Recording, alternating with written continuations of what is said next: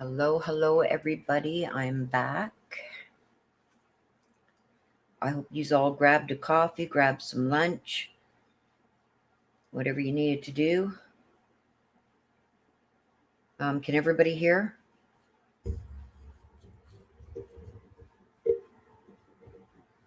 Joe Wiley can't hear, he says. Can everybody else hear?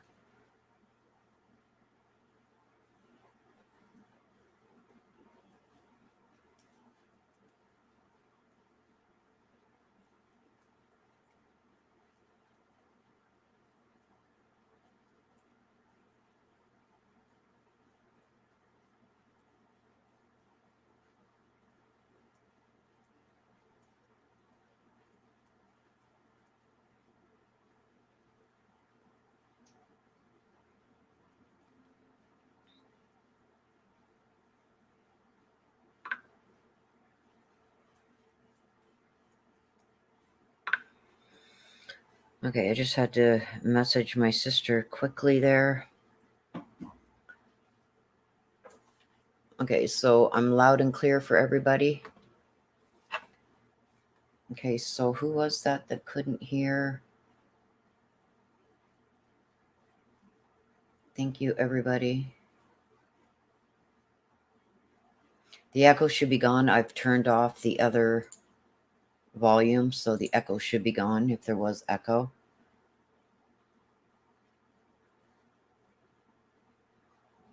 So Joe Wiley, if you still can't hear, you might want to check your volume settings on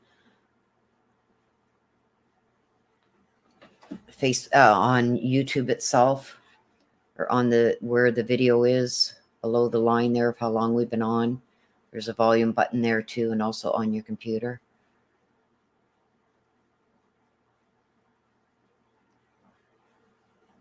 Okay, thank you, everybody.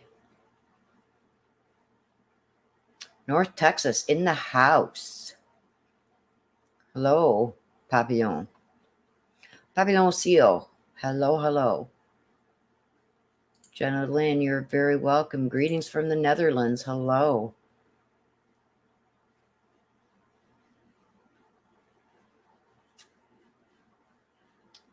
Yes, or exit and start again. It may reset the audio. Hello from Sweden, Puerto Rico in the house. North Carolina, Massachusetts. Yes, welcome back, everybody, for the second aloha from all. I know how to say this too, and my tongue is twisted today. I swear to God, from Hawaii anyway.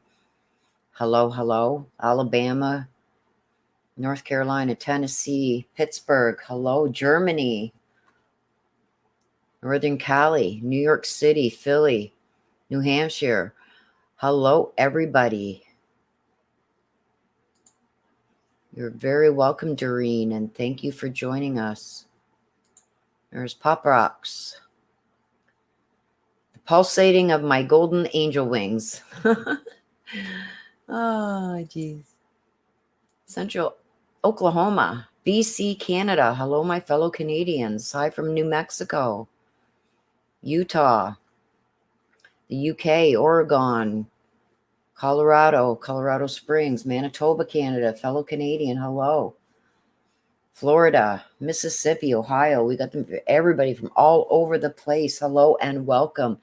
Please hit that like button on your way in. It helps let everybody know that we are live again for the afternoon session. South Africa, Phoenix, Oklahoma, Florida. Welcome. Brazil, Rio. Thank you, everybody, for joining. Please hit that like. Let everybody know that we're live. Just pop out of live chat. You can click that like and come right back in. You won't miss nothing. Everything will still be here.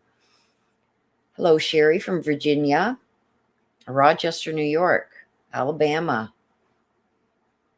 Yes, please make sure you've selected live chat and not top chat so you don't miss anything. North Carolina coast, Kentucky, Strawberry Wine. I love that song. Now that song's going to be in my head. Yes, everybody from Newcastle, England, in the UK. Thank you, Brenda, for being with us. I know it's pretty late there for you guys. Quebec. Chantal Leponce from Quebec. You're not far from me, girl. I'm up near the Rideau Canal near Ottawa. So you're not far from me. First time here. Well, welcome, Deborah. It's from Kansas, Ireland, Arkansas, Carolina Beach. Yes, to all my people out there, New York City area that got hit by that last hurricane. I hope everybody is doing well. I hope you're all right. Lisa Hogan, my fellow Canadian. Hello, dear. Norwich, daughter of Scotland. Welcome. Vancouver, BC, another Canadian. Hello, my fellow Canadians. Lisa wants to know, Willow, did you have another channel name at one time? No, I didn't. This is the first one. First and only one. It's going to start back up in about 5-minute changes. I came on a little bit earlier so I could say hello to everybody and thank yous all for being here. I asked, please hit that like button. Let everybody know that we're back live. And like I said in the morning session, I am not monetized, so I'm doing all this for free. I don't get paid for it. So hitting that thumbs up for me is a good way of showing your appreciation, and it doesn't cost anything. Aww. Carol Hall, Willow, thank you for bringing the world together. Thank you for the world coming. Thank you to all of you. Rochester, New York. I have friends in Rochester. Yes, when I was living in Hamilton, I used to go to Rochester a lot because Rochester's pretty, it's not very far from Hamilton, Ontario, Canada. Across the water. This morning's session, I think the biggest thing that came out was that Barry had scratch marks. It looks like fingernail scratch marks on his shoulder. Also that they let him back in the house to grab some clothes of Suzanne so the dogs could track. There's my PayPal. If anybody would like to donate and help me out a bit through PayPal, there's the link there. Any donations are greatly appreciated. Like I said, I'm not monetized, so hello from Rochester again here. New sub here from Northeast Missouri. You're very welcome, Erna, and thank you for being here. Hello from Seattle, Washington. Another newbie. Thank you, Rhonda, for being here, and you're very welcome. From Colorado. Yeah, you would have thought that he would have grabbed the bathing suit that she was last wearing to give to them, but I don't know, guys. Okay, so let me just check, get my feeds back up here, you guys. If you can give me a second, I'll get them back up and ready.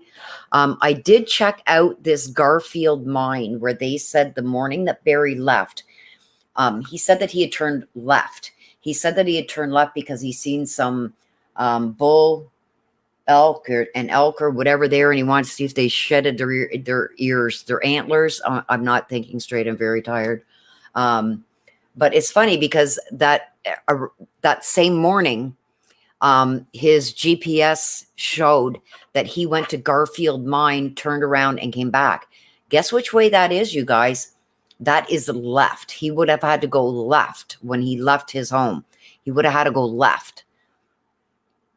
And he did say that he had gone left. So I looked it up on the maps on the Earth, Google Earth, and Garfield Mine is left. And then recently, in recent interviews, now that he knew that, and that's also left is where they found Suzanne Morphew's helmet thrown into the bush. So once he figured out that they found something of Suzanne's, the only one that would know that they found what they found and where is the person that threw it there. So why would Barry go left when he said that he was going to Broomfield? He would have went right. So now, in March of this year, when they re-interviewed him and asked him that question again, he said, I went right to Salida. Then at Salida, I went left to Broomfield.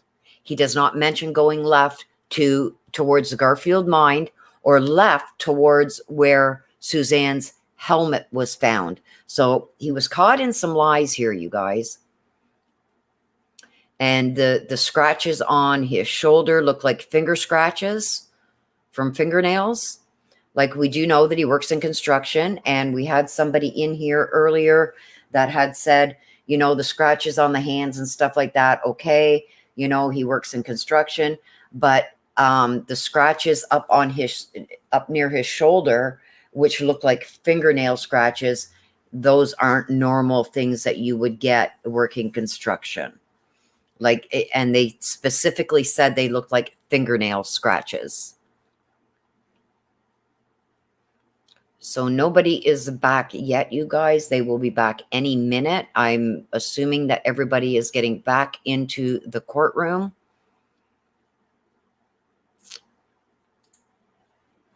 I'm just checking here.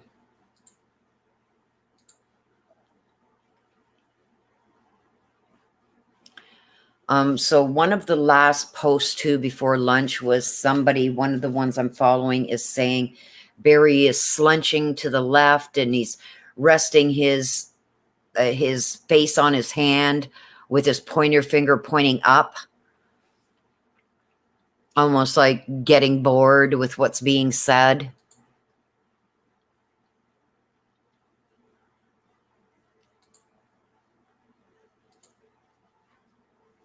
And I am watching everybody here to see.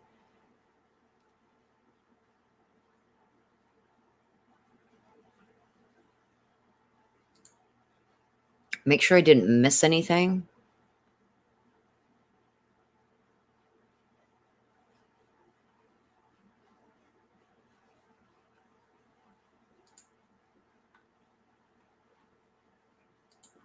Sorry, you guys, I can't see chat right now. I'm just scrolling through these just to make sure that I'm not missing anybody back, and I'll be anxious to hear if the daughters or aunt or mother or anything said anything to Lauren again. So welcome everybody. We got 622 to 632 back in here. Please hit that like button. Let everybody know that we are back for the afternoon session. I'm going to ask, okay, there's my sister. She will be popping in and out. She has to take one of her cubs to get their temperature and that check. So she will be popping in and out. So other mods, please be careful of what you do remove. Only remove if somebody's mentioning other feeds, other channels, or other information that I'm not putting out. Please remove that stuff, or anybody that's victim bashing, victim shaming, or anything that is inappropriate, you can remove. If you see that they continue to do it, then just block them. I'm asking everybody, please stay classy in the chat, please. Don't give my mods a hard time. Yeah, I'd like to know that too. Like, where would be, number one, the bathing suit that we know for sure she was wearing the day before, or the bedclothes that she was wearing? You know what I mean?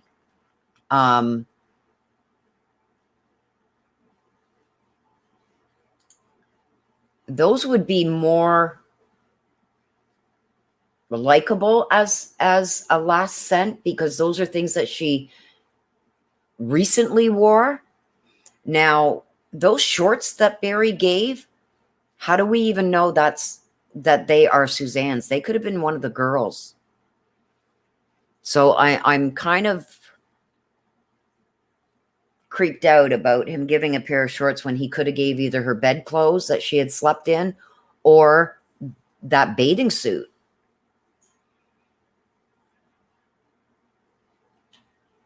Yes. Oh, that was another thing that came out for those who didn't see the morning session. You guys can go back and watch it. It is on my video list. Um, Another thing was that there was stuff found in the fireplace, burnt, that had like book bindings and stuff like that. And Suzanne's journal was missing. Somebody had said to find the Bible, her Al-Anon book, and her journal. I don't know if they found the Al-Anon book. I know people that do deal with Al-Anon, and sometimes they write notes in their Al-Anon books of things maybe they want to discuss at a meeting or something like that. And her Bible. So maybe she had something hidden in her Bible, but somebody brought to attention, I don't know who yet, to look at her Bible, look at her Al-Anon book, and look at her journal. Well, they've never found the journal. But what they did find burnt, there was a full thing, like where they keep their wood to burn in the fireplace was full. And what they found burnt in the fireplace was not firewood, but it was other things. And there was a book, like a spiral book binding, which would be like a journal binding. So I think that he burnt her journal. And I do believe that he did that because there would have been some damning evidence in there. Okay, so they're back in the record. The undersheriff, Andy, is still on the stand. And Eaton is cross-examining him.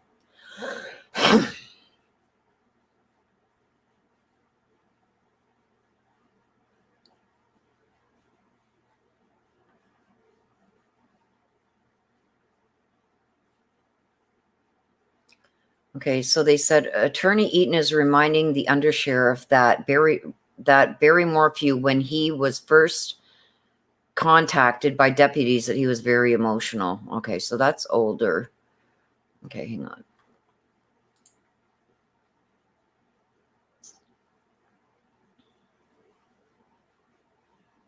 Okay, so Eaton is still cross-examining Andy.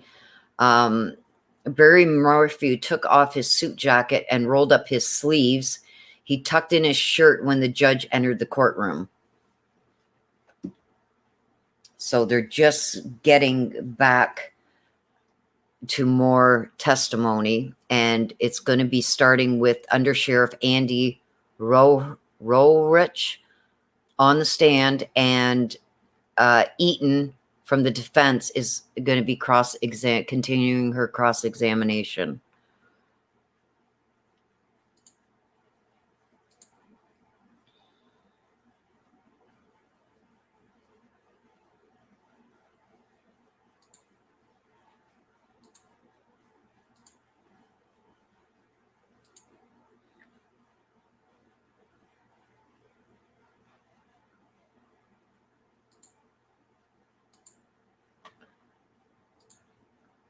Again, like this morning, you guys, I've got 5 different feeds open where I will be letting you guys know everything that I see coming out of the courtroom. Andy, say like Rorik. Okay. Thank you, Full Circle with birthmarks. Thank you for that.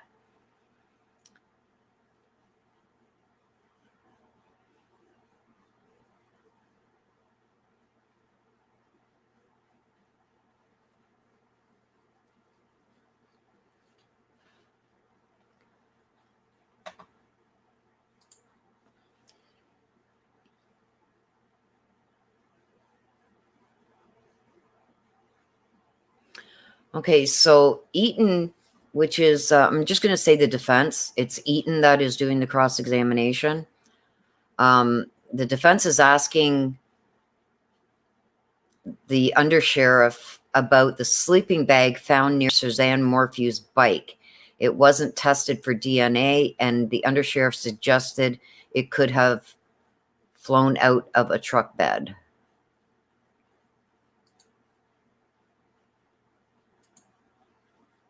So obviously they didn't think that it was related.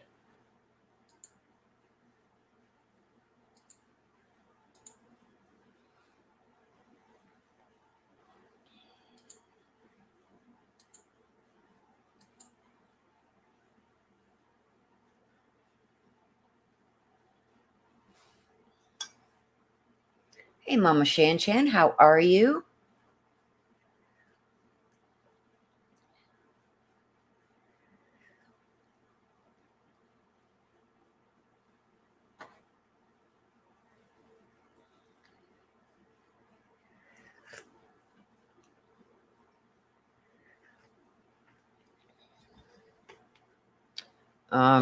Rap View, they did, the defense did kind of speak on that, and they wanted to let everybody know they weren't saying that he shot 85 chipmunks that day, but more or less over the time that they had lived there.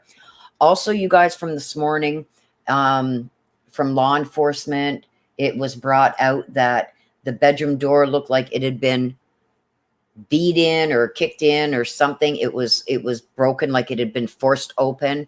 Um, Law enforcement did speak with the previous owners, and they said that when they left, the Morphews, the Morphews bought the house from them, and when they left that house, that bedroom door was not like that, and that's Barry and Suzanne's master bedroom door. So it does look like somebody tried to either kick it in or boot it in or do something.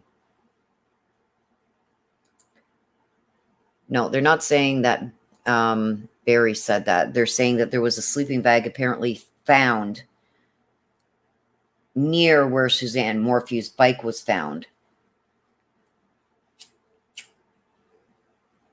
The defense is saying that there was one there, and they wanted to know what came of that. And the undersheriff suggested it could have flown out of a truck bed, the bed of a truck. They don't think it was related. Okay, so Suzanne Morphew's bike had DNA of Barry Morphew, but not on the handlebars. Rorich keeps telling Eaton that he doesn't know where on the bike that the Morphew's DNA was located, that where Barry's DNA was located. So that could have been another officer that dealt with that. He may not just be privy to that right now. Okay, Clark Music, we're not mentioning other channels. If a mod can remove that, please. We're not mentioning other channels or other feeds or anything like that, Clark Music.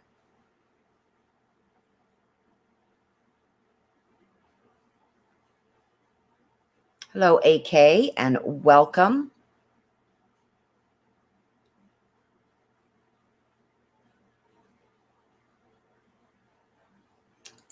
I am in 100% agreement with you, my friend.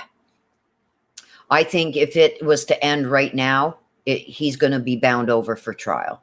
I felt that after the first day. I know that there was a lot of people in the chat weren't getting the juicy details of, how it happened, where it happened, stuff like that. But the things that being educated in the legal field and working in it for so long, I seen enough there, especially by the end of day 2, that there is enough circumstantial that I do believe the judge is going to bound him over for trial.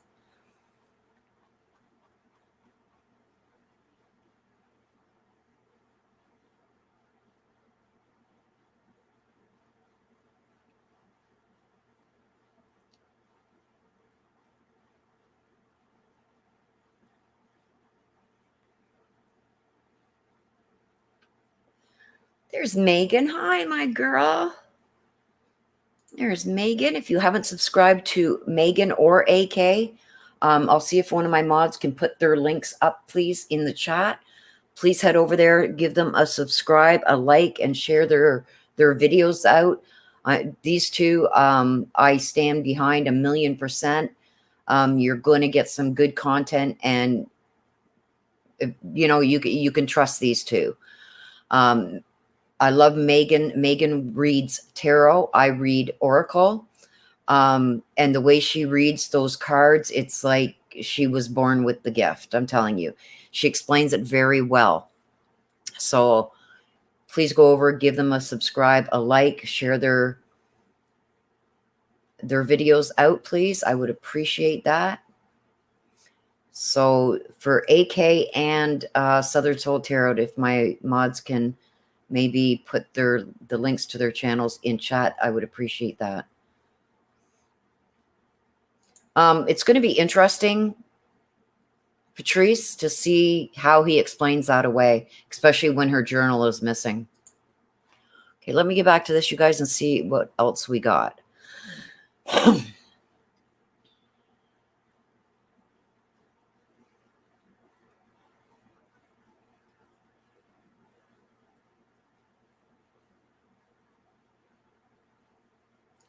Okay, so Eaton is now showing the body cam video of Barry Morphew touching the bike.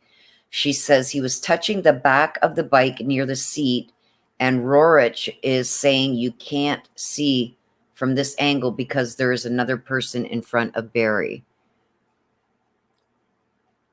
Now they're discussing the marks on Barry Morphew's hands and arm. Eaton wants to know the measurements, and Rorick doesn't know because he said he didn't measure the 3 markings, the fingernail injuries that he testified to. I'm sure that would have been done by forensics or somebody. I don't think that would be done by the sheriff's office. That would be done by the identification department of the police force.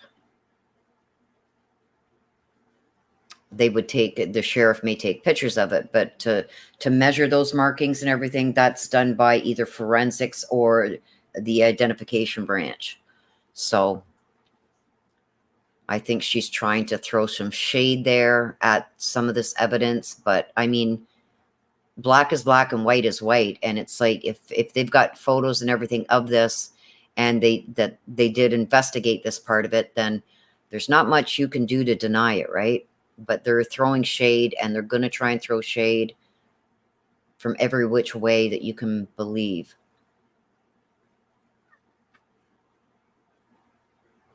You're very welcome, Ruby Tuesday.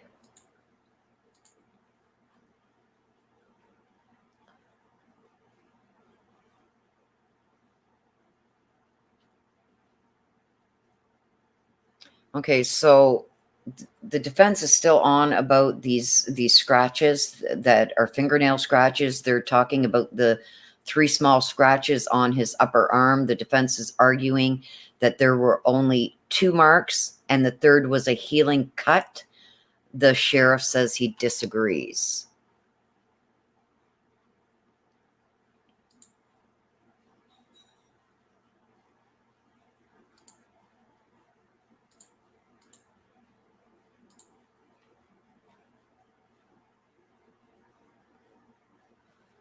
Eaton wants to go over the 3 injuries on Barry's left arm brought up by the state.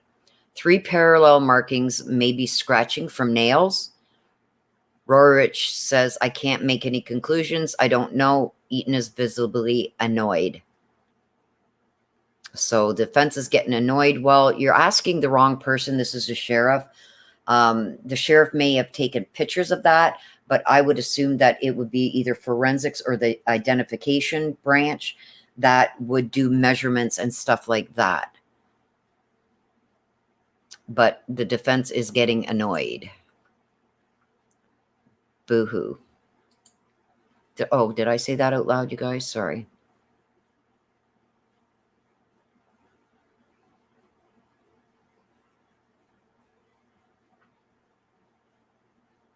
The defense keeps saying that the bike is nailing on this DNA on the bike. And the sheriff keeps telling Eaton that he doesn't know where on the bike that Morphew's DNA was located. I think they're asking the wrong person there.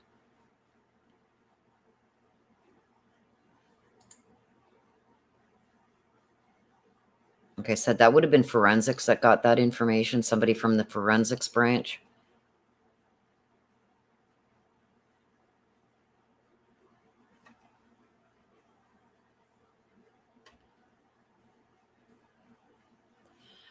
Eaton said when people disappear, they don't always use their identification. So if Suzanne Morphew disappeared, she wouldn't use her ID when referring to Suzanne leaving her purse in the car.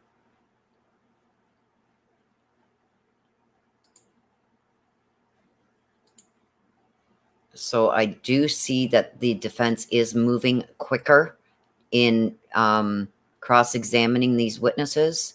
I think they know the judge was getting a little upset and have decided to maybe treat this like a preliminary hearing instead of a trial. Schattenkind, you are very, very welcome, and thank you for that. I try my best. Yes, a woman doesn't go anywhere without her purse. And if it was an abduction, they may not have taken her ID and her purse, but they would have taken the cash and the credit cards that were in there.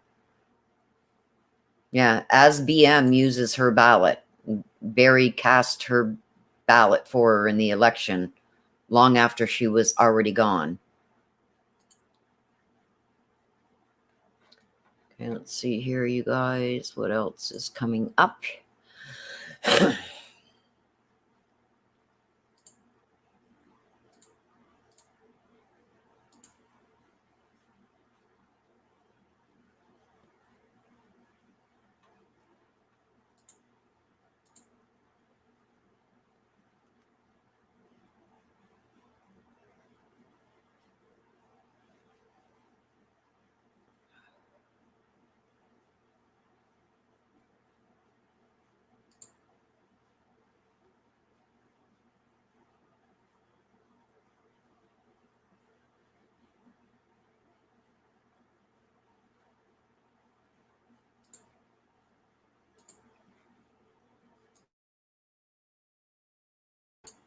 Sorry, you guys. I mute myself when I got a cough. I don't want to cough in your guys' ear.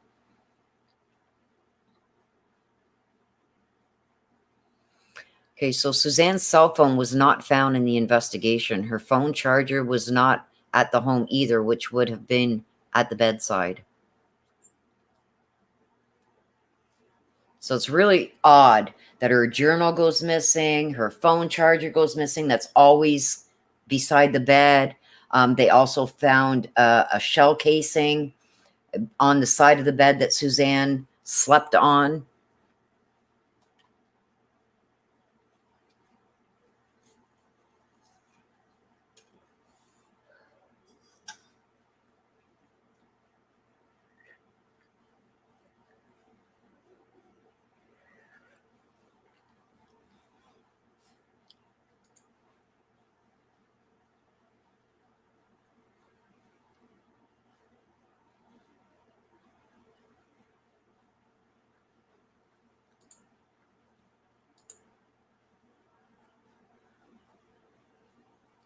Okay, so now the defense asks the sheriff about the unspent .22 shell found on the floor next to where Suzanne Morphew slept. They say there was no blood in the room, on the bed, or any of the walls, or anywhere in the master bedroom. No, I think it was an intimidation factor. And he could have cocked the gun and that popped out as he cocked the gun to reload or whatever he was doing, and basically did that as a scare tactic.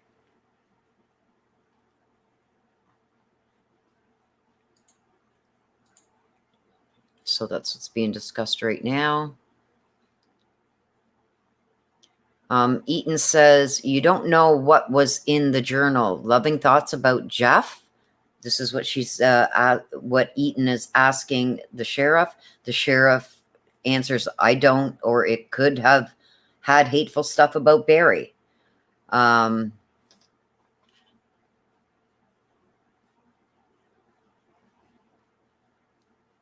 sure when people write in their journal, they write about everything going on, and being that she was already messaging friends and Jeff and stuff like that about how bad her situation was, I could just imagine what she wrote in her private journal and how that would have been damning to Barry.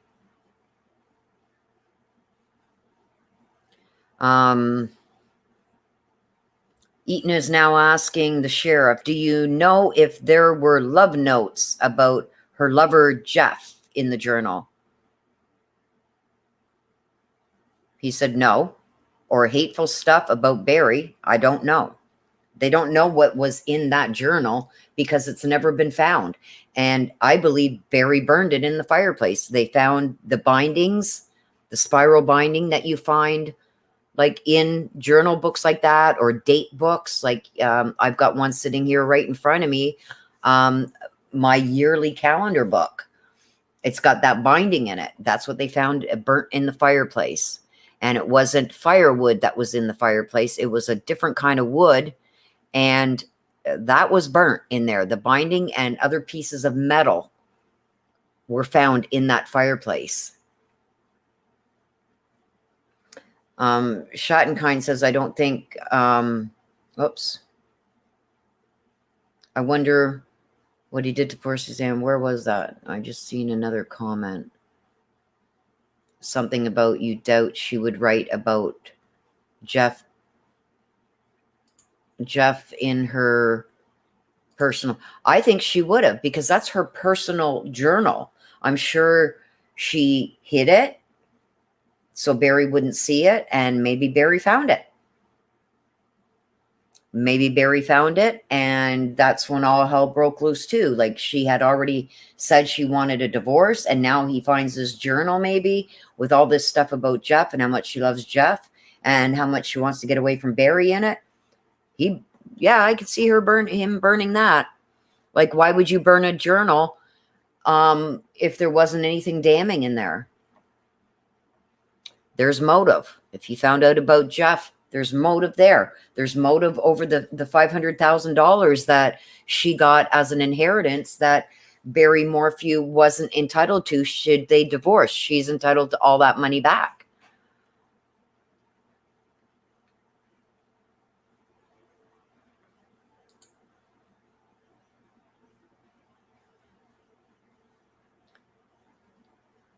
Okay, a white coffee cup was sitting on the kitchen counter that was half full next to the sink. The sheriff said it was out of the ordinary because it wasn't clean.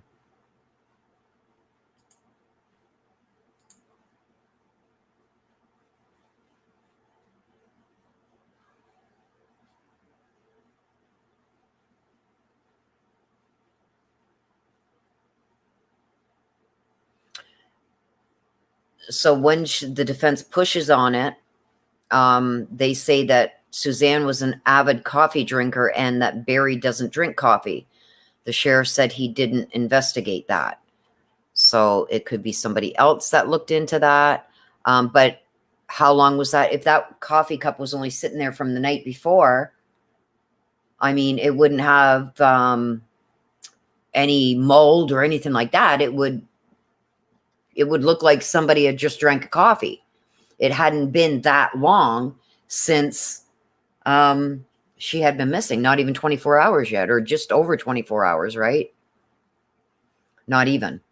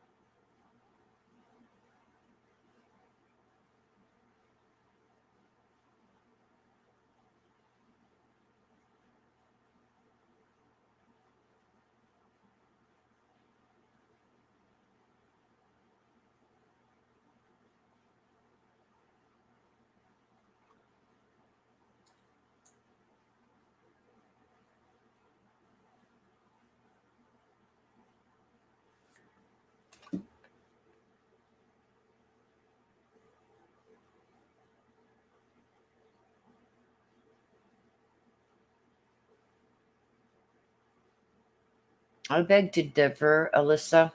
I think they're going to get a conviction.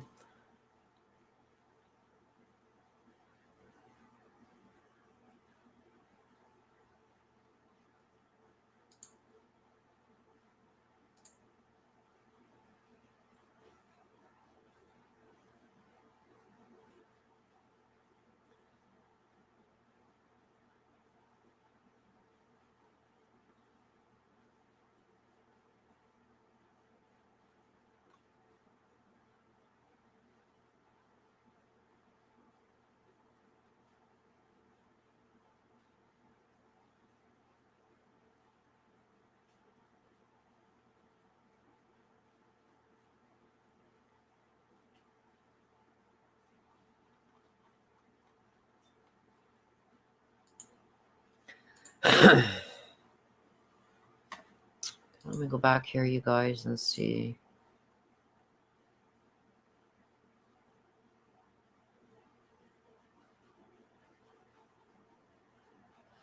So now it's being said that Suzanne Morphew always had a cup of coffee in the morning, according to the defense.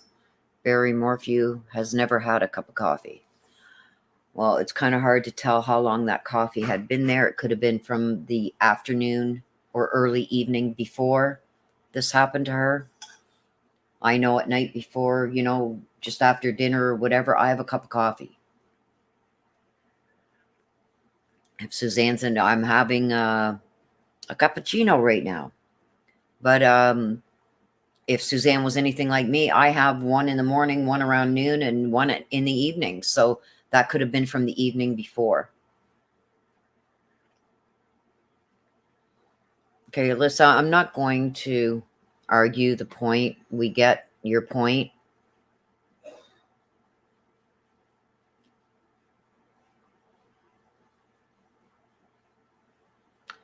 There may not be actual physical evidence, but there's more than enough circumstantial evidence that is pointing to the only one that could have done this, and the only one that had motive was Barry. So that's a moot point. We're going to leave that topic alone, and we'll let the courts decide. Yeah, Robin, I don't know. They said it looked like coffee.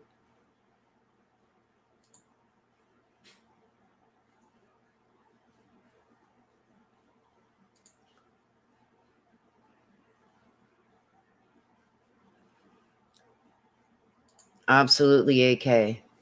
Suzanne is driving this bus, and karma is a bitch, I'm telling you. So if you came in here just to attack everything that we are saying or whatever in here, please just go. We don't need it.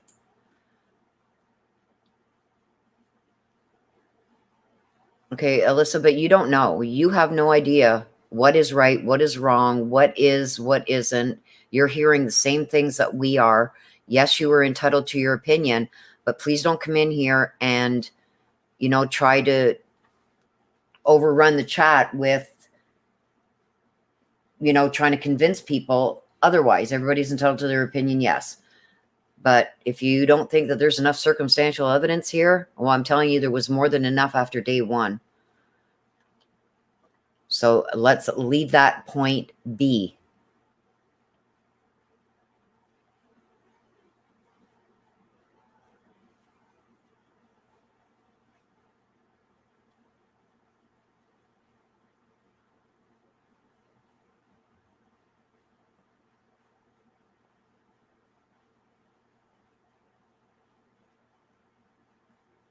There's more than enough channels out there that want to bash the victims and come in to defend Barry. This isn't the room to do it in.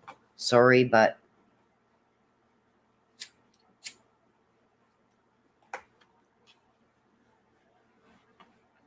all right, let me get back to this now. Yes, and I've been trying to say this all along, AK, so thank you for saying it also. This is a preliminary hearing. It's not a trial. All they need is, and I've said this since this morning too, all we are getting, you guys, is a little cookie crumb. Remember the last 2 days of the preliminary, day one and day two? I kept saying all we are getting are little crumbs of the evidence that they have.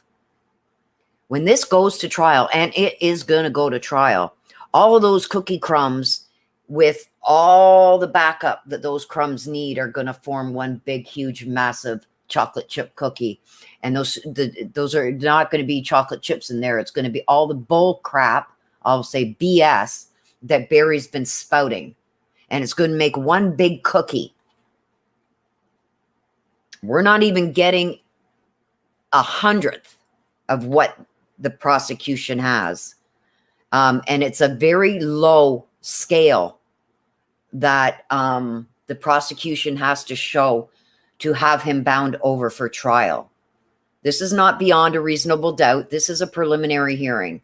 It's not beyond a reasonable doubt. All they have to do is show that this is what we got. And we're saying, like, could anybody else have been in that house? Could anybody else do this? If they've got more than enough preponderance of the evidence to show that the only person that could have been responsible for this is Barry, that's all they need to show. And it's a very low scale what they have to show to get this over to trial.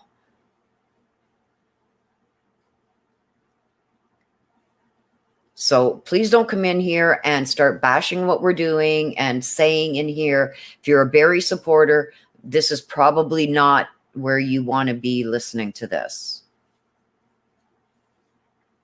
And we're surely not going to take any victim bashing. You will be, it's not even a second chance. The minute you bash, you're done. You're blocked.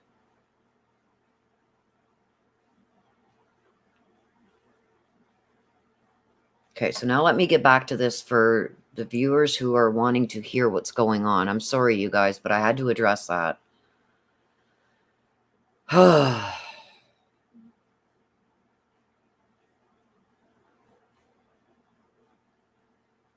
had to find out where I was. Sorry, you guys. Okay, so the Garfield Mine round trip from the Morphew home is 6.2 miles, not 18 to 19 miles. And those are the miles that are missing from the truck's odometer.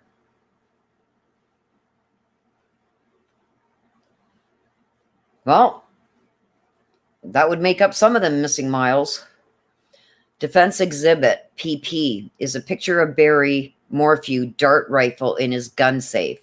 Eaton is asking the sheriff how to load the dart gun as well as put serum in the dart.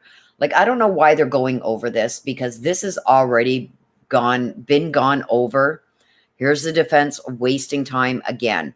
They had somebody on already. I think it's this guy here that used to work for animal control or something. That was already spoke about this morning in the morning session. And he went into great detail on how the serum is loaded into these darts and how they're used and whatnot. So I don't know why the judge just doesn't put an end to this one right now, because the defense asking the sheriff to say again how to load the dart gun as well as put serum in the dart is just beyond me. It's just wasting time. That has already been answered.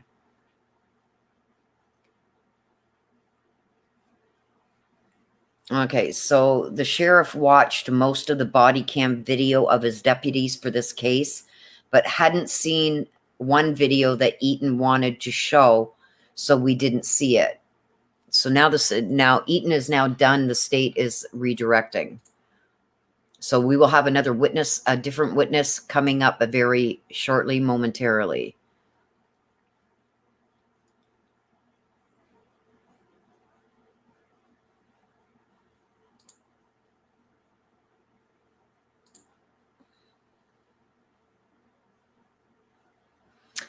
So with the state redirect now, the prosecution starting off going back to what Barry Morphew's demeanor was when he showed up at the scene. The sheriff says they were crocodile tears, that they were fake. Defense is trying to say otherwise.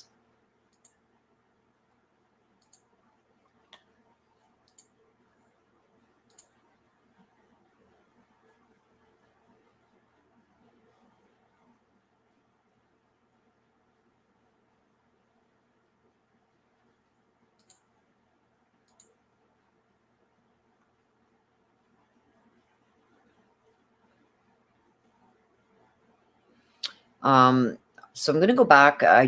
Another one just came on, and I've got some other things here that were said when Eaton was cross-examining this sheriff. Eaton says to the sheriff, "You don't know what was in the journal? Loving thoughts about Jeff?" And the sheriff replied, "No, I don't. it could have been hateful stuff about Barry. So he fired back.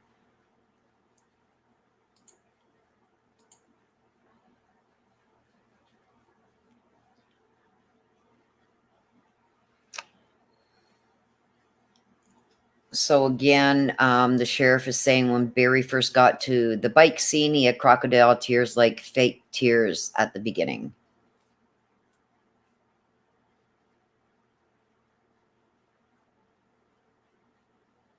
So I do believe that the judge shut that down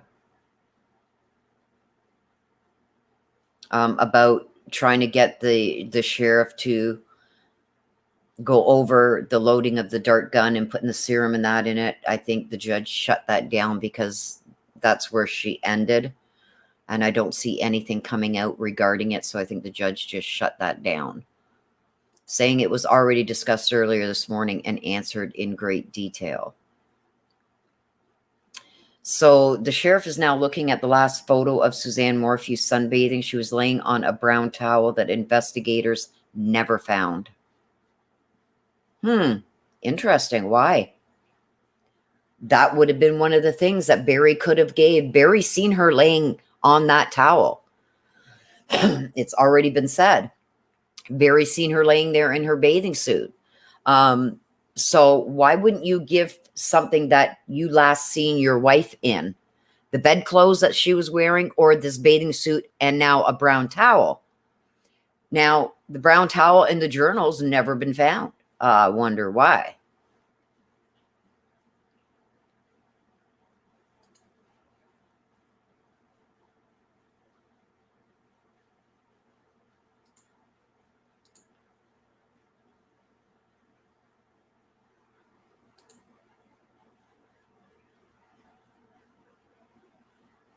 So the prosecution has gone back to the cuts Barry Morphew had on his left arm and under his shoulder.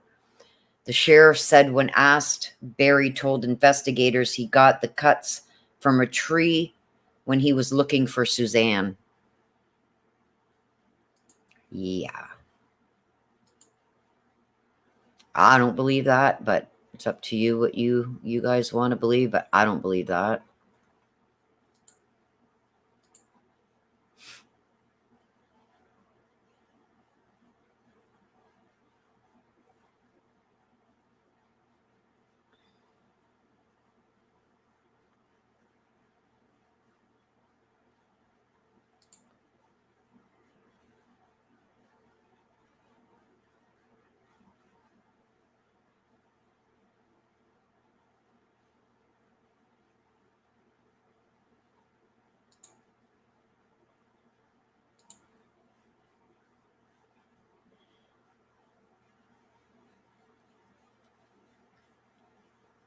Don't mind me, you guys, if I don't see all the stuff going on in chat.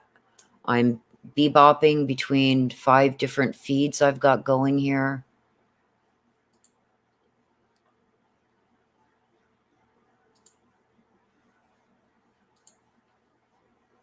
Just to make sure that I've got everything that I can possibly get for you guys.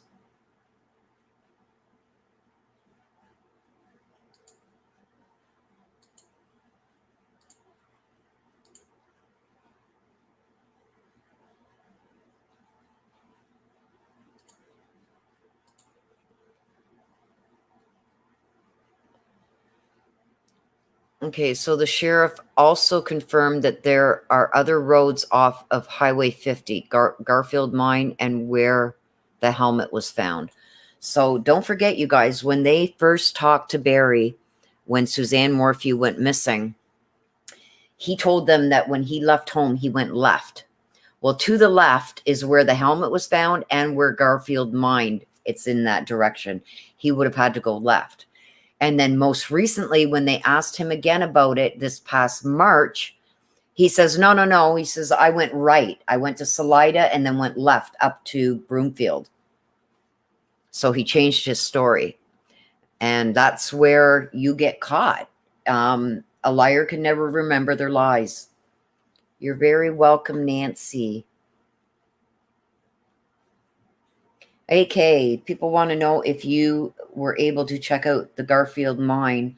Actually, there's a place by Garfield mine that I'm wondering about because I'm seeing water. She's in some kind of water. I thought it was actually behind the house. It could still very well be, but then in with that last read, I got that either weather vane, as somebody called it, or windmill with some kind of storage thing beside it and a big tree on the other side. So if it is a windmill and she's showing me a storage, some kind of storage thing that people don't go to often. And I said that in the video. You can go back and watch that video. She's telling me that this storage thing, people don't go there often. Okay, great. I'm glad Garfield is one. There was a reservoir of water. Like I seen when I checked it out on Google Earth today, AK, it shows like a little spot where you can pull off to the left, and there's a road that goes up on the left if you're leaving the Morphew house and going left. On the left, when you get up near Garfield Mine, there's a cutoff there, and there's areas there where you could park, and there's a gated off area where the road continues up, and there's a body of water up there. And that's what caught my attention. But I am seeing her in water. And it's where people don't go often. So, and then when people started telling me the windmills, they have these reservoirs beside them. And I was seeing it made out of cement. So there are some there. I've looked up this now in a lot since I did that reading. And I do see a lot of windmills with these cement holding tanks almost like beside them. So I'm wondering if there isn't something like that in the area, because that's what I'm being shown. I'm being shown water. I know she's in water. I feel like she's underneath where she's not going to be easily found. So that could also make sense too. That, do people open up that holding tank and look in? I don't know.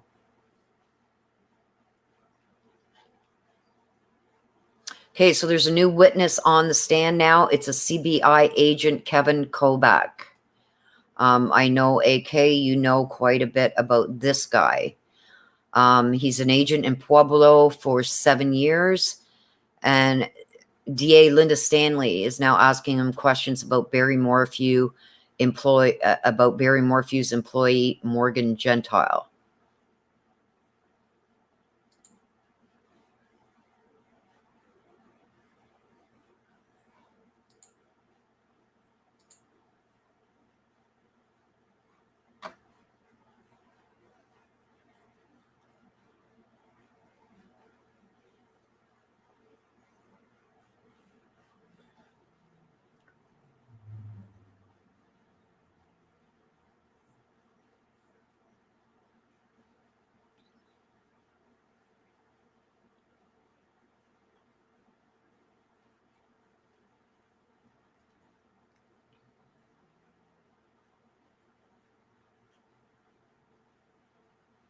Okay, I just seen that you put something, and I'm trying to find it, the chat, even though I got the chat on slow mode. I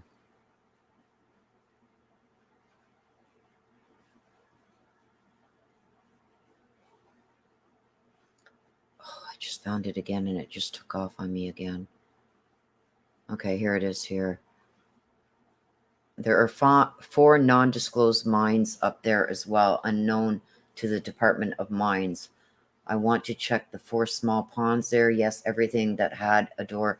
Yeah, those ponds are interesting to me, AK. Because I do see her. She's in water. She's in, it's not deep. Yes. AK was there with in the area with Adventures with Purpose, but the water had frozen over. And that's when they did finally get into the creek bed with Adventures with Purpose. They were going through that little stream, creek, whatever it is there, and they had to get out of there in a hurry because there was a dangerous situation that arose. So AK and Adventures with Purpose did not feel safe, so they left the area. AK can talk more on that. That's him. AK, Caroline wants to know who AK is. AK is boots on the ground. He's my brother from a different mother. And he is out there doing ground searches and doing this on his own dime, you guys. So like I said, please go over, subscribe to AK. Send some donations his way. He's doing this all out of his own pocket. And yes, I believe he is Suzanne's guardian angel.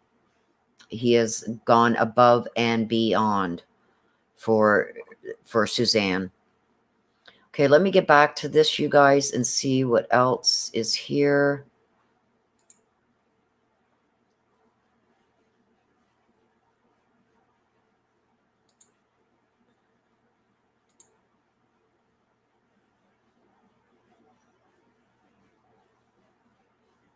Okay, so it is the prosecution, Linda Stanley, who is questioning Agent Kevin Kobach. Barry Morphew was supposed to pick Morgan Gentile up on Sunday night at 5:30 p.m., but didn't, and called her around 11 a.m. to ask her to bring another worker to Broomfield.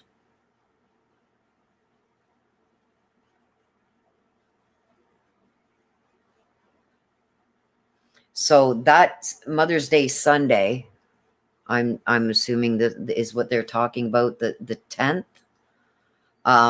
Barry was supposed to go and pick her up at 5:30 p.m.,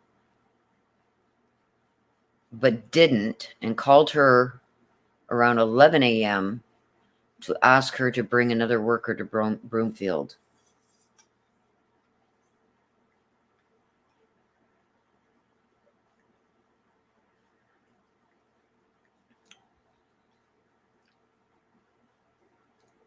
City Farmer asked, is that the episode where they thought someone was following them? No. The episode that I'm talking about that AK and Adventures with Purpose did was they went and checked some of the larger bodies of water, but they'd already had ice on them. They were already frozen over.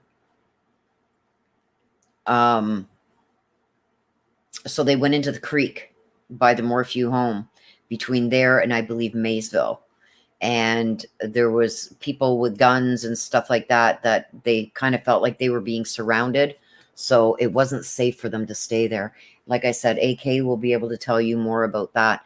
And if you do want to see that, like I said, head on over to his channel, give him a like and subscribe. He's got a lot of good stuff there. He's boots on the ground, you guys.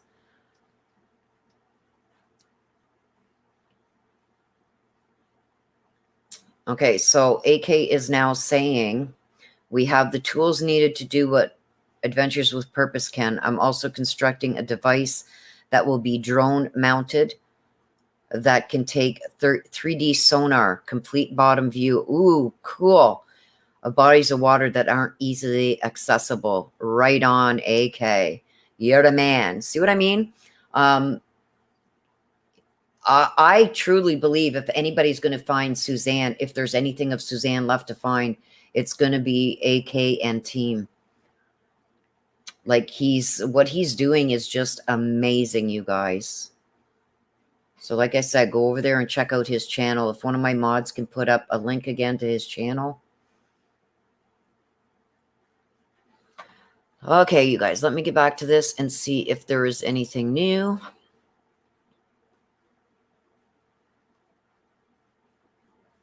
Okay, so Morgan Gentile stayed in room 228. Jeff Puckett stayed in room 225, the room that Barry Morphew had stayed in. The judge is asking if the room had been cleaned before Puckett arrived. The investigator doesn't know. I don't think it's been cleaned. I don't think we can assume that it wasn't cleaned because Jeff Puckett found, what was it, insurance papers and stuff like that in the garbage can, and the towels were still thrown on the floor and stuff like that. So I do not believe that that room had been cleaned before Jeff Puckett arrived.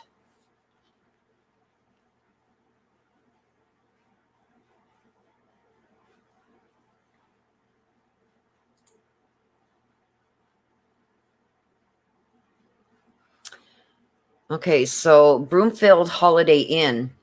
She had told the investigators when they opened the door to room 225, they were overcome by the smell, saw wet towels on the floor in the bathroom, also insurance documents under a pillow that had been trashed.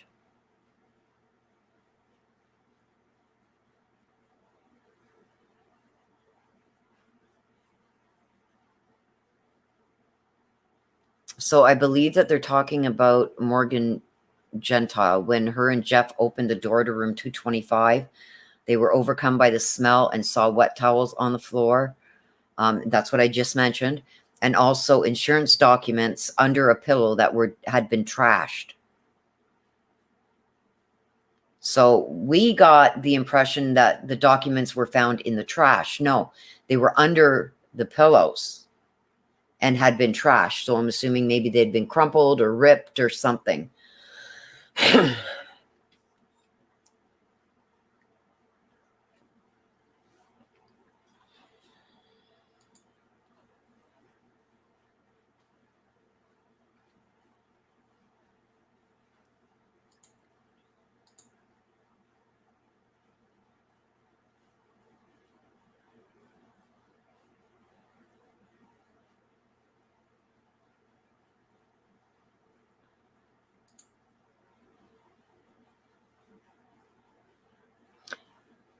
Yeah. Okay. So here on one of the other threads, and this is what I mean. This is why I go to all the different threads that I've got.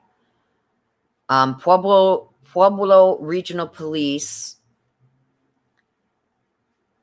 Kevin Kobach, interviewed a co-worker of Barry Morphew. The co-worker told them on May 10th she and another co-worker were going to hotel in Broomfield. The other co-worker was set to stay in Barry's room. The co-worker said when she walked into the room, Barry Morphew's room, that he was staying in, it smelled strongly of chlorine. There were wet towels and they found insurance documents under the pillow. It's not clear if the room was cleaned by hotel before other workers stayed in it.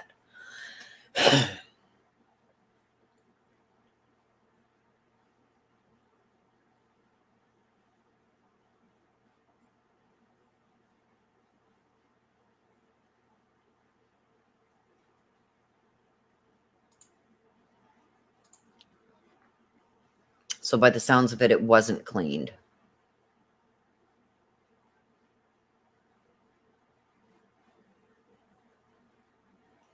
So Morgan Gentile had told investigators that Barry Morphew was the first boss that respected her. She said that she heard Barry's truck around 4 a.m. Sunday morning, and it was not a surprise to her that he left her.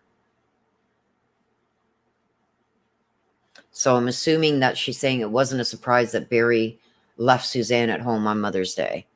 So I'm sure that there's going to be other things that come out from Morgan Gentile that, Barry maybe had said to her regarding his wife.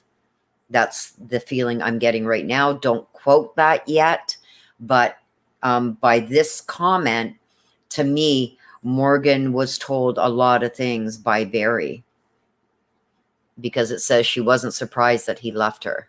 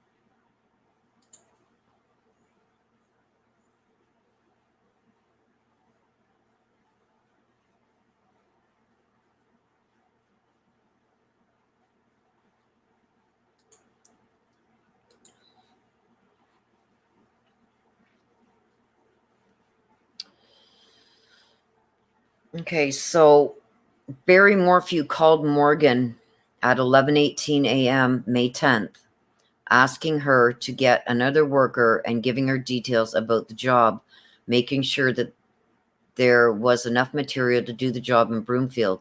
Barry didn't mention why he left her in Chaffee County.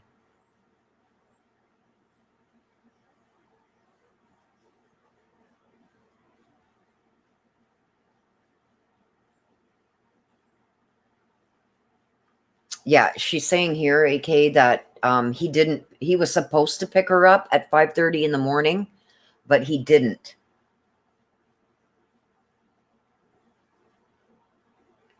So Barry didn't go there at 5:30 in the morning to pick her up like he was supposed to. And she says here that, well, the police are saying that she had told them Barry didn't mention why he had left her in Chaffee County. He just called, instead of picking her up at 5:30 in the morning on the way to Broomfield, he called her at 11:18 a.m.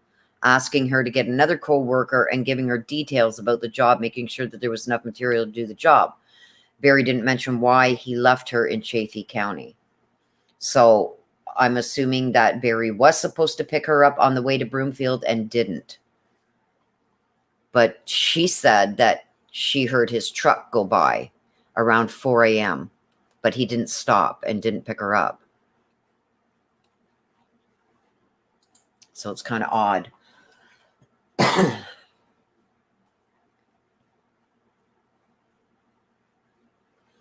So at 6:09 p.m., Barry Morphew called Morgan Gentile saying that he needed to return to Salida for a family emergency, but didn't even mention Suzanne missing.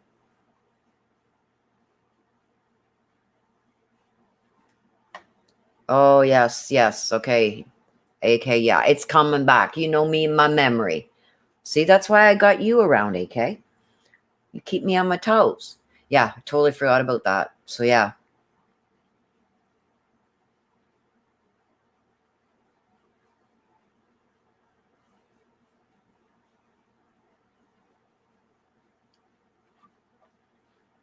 So, this is interesting that at 6:09 p.m., Barry Morphew called Morgan saying that he needed to return to Salida for a family emergency, but didn't mention Suzanne even missing.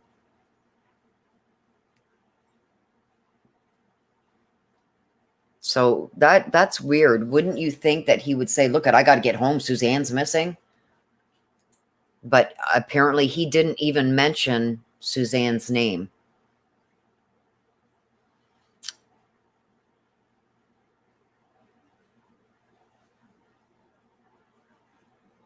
So then later at 7:30 a.m. on May 11th, so the next morning, Barry called Morgan Gentile referencing that Suzanne was missing and talked about a mountain lion, then immediately turned his attention to the job in Broomfield. So it's like, yeah, Suzanne's missing and something about a mountain lion. Okay, now about this job in Broomfield. Like, whoa.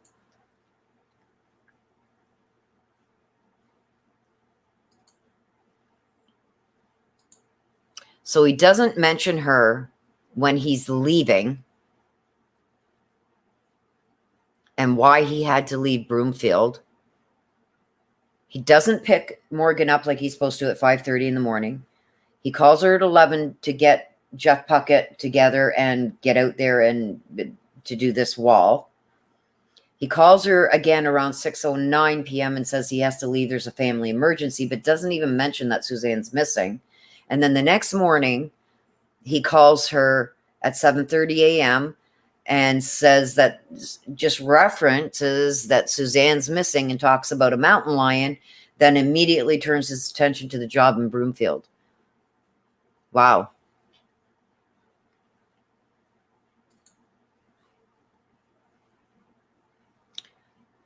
Okay, so on May 15th, CBI agents questioned Morgan Gentile about her relationship with Barry Morphew.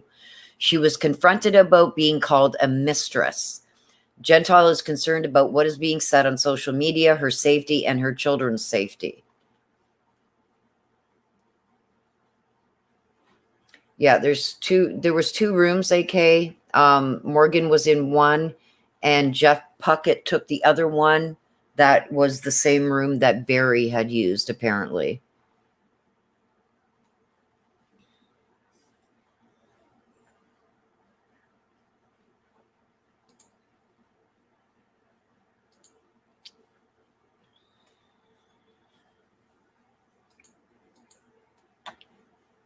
Okay, let's see what the other sites are saying here.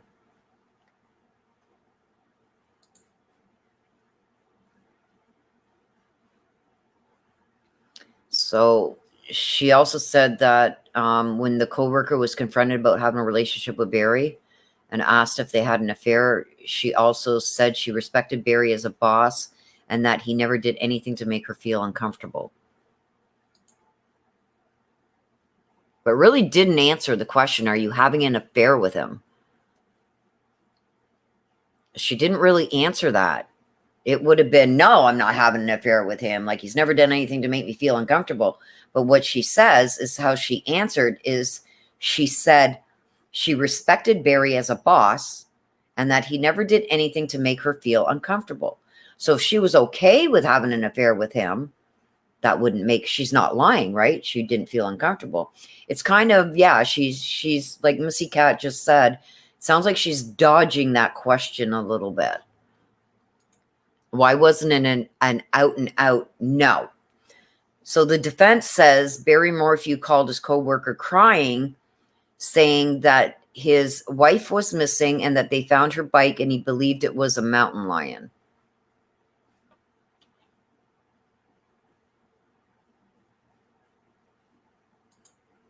So I don't know where Barry got that, that they believed it was a mountain lion, because from what I've heard from all the police reports is they said absolutely not. There would have been drag marks. There would have been blood. There would have been clothing. Like, I'm sure Suzanne wouldn't have just laid down and said, okay, take me. She probably would have tried to fight, and the mountain lion grabbing into her. There would have been blood and everything. No way. Didn't happen. So by Barry saying to a coworker, calling, crying, saying that his wife was missing and that they found her bike and he believed it was a mountain lion. Come on. Trying to control the narrative.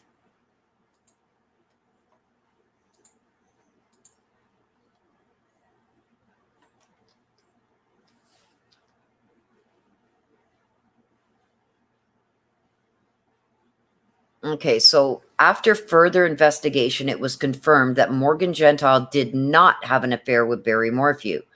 She described Barry as not an emotional guy, and he called Gentile crying Monday morning, my wife is missing, we found the bike, it's got to be a mountain lion or a cougar. So now he's added a cougar to it too. So a cougar is now coming into play.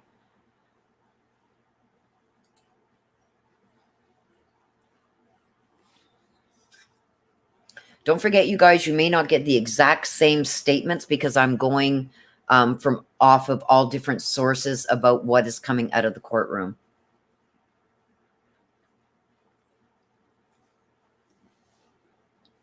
But it's all coming from the same source. It's just people are taking it or adding more. Like, some people may just put out a really quick tweet. Okay, Morgan and them got there. The room smelled like chlorine, where others go into more detail of what is being said in the courtroom. Oh, so cougar is a mountain lion? Really?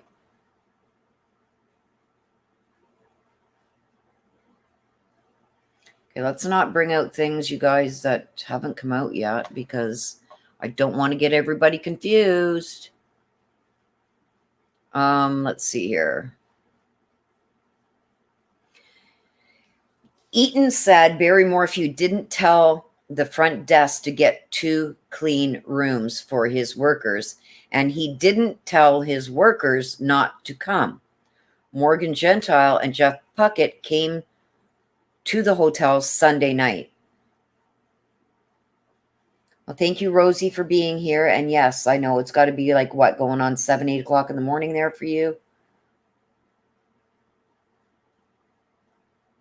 Love you too, and stay safe, please.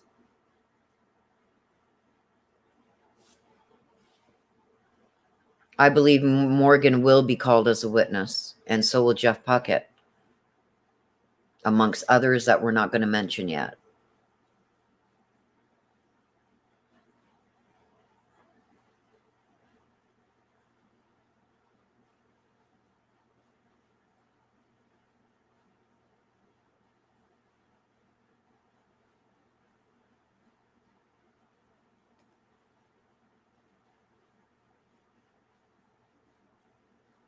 Oh, 6:40 a.m. Oh, poor Rosie. Rosie, go to sleepies.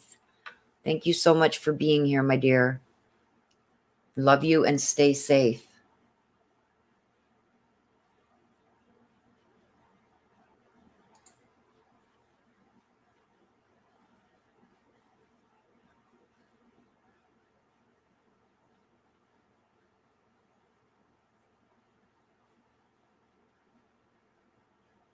Okay, so a cougar is an adaptable generalist species occurring in most American habitat types. Due to its wide range, it has many names, including puma and mountain lion. Thank you for that, Catherine O'Brien.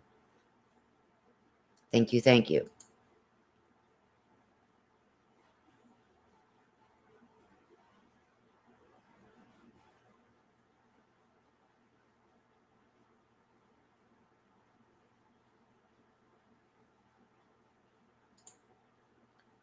Yeah, it's actually caught on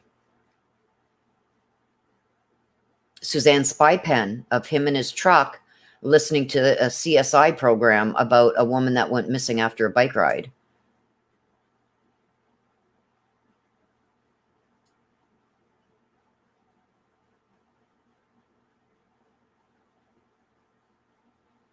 Yes, AK. Yep.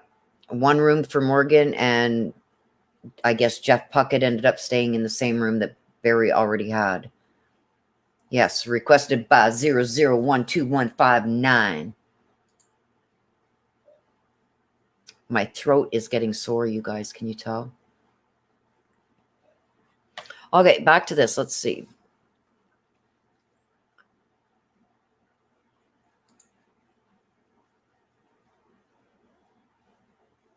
Okay, so where we left off was Morgan Gentile and Jeff Puckett came to the hotel Sunday night.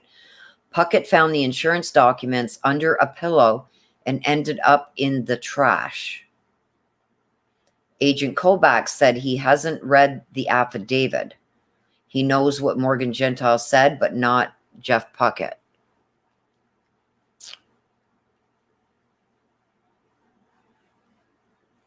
So this cop here, Agent Kobach, says he hasn't read the affidavit. I find that odd, kind of, sort of.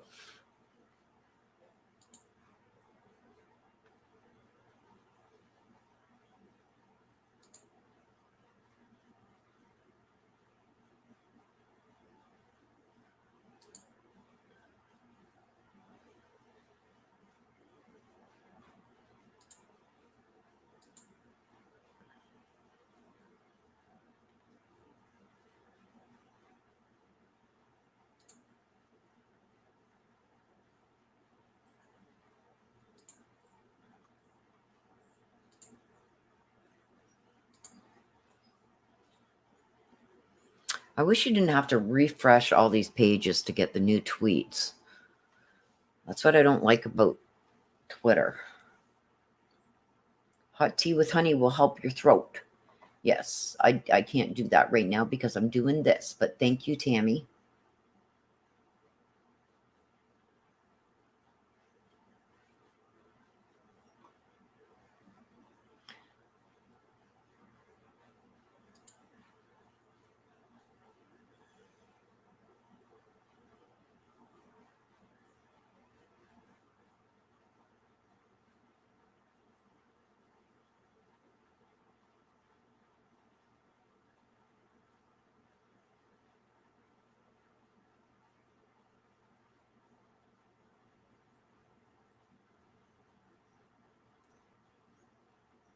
Thank you, mods, for jumping on that one. Like I said, I don't want anything put in chat here. that is not coming out from the court right now, because I don't want to confuse people as to what's being said in the courtroom and what you guys are thinking, or bringing up what was said by Barry before. I don't want to confuse them, so please don't do that.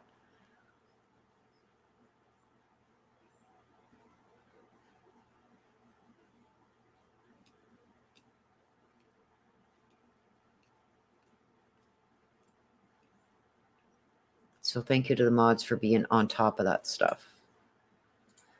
Okay. I would assume that Barry paid for Morgan's room.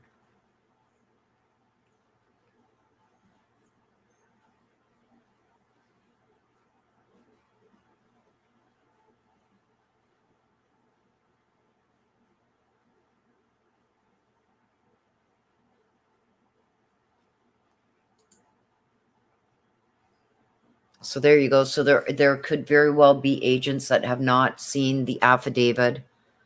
The district attorney's office would do up the affidavit, the warrant, to present to a judge to get an arrest warrant.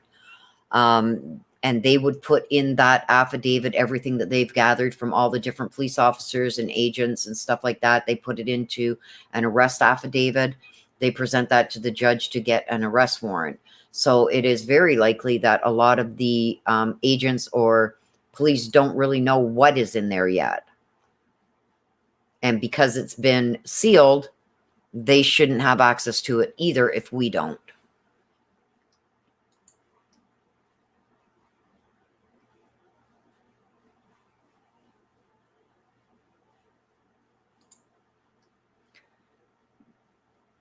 Okay, so the CBI sent an email to the hotel on May 12th to preserve all surveillance videos.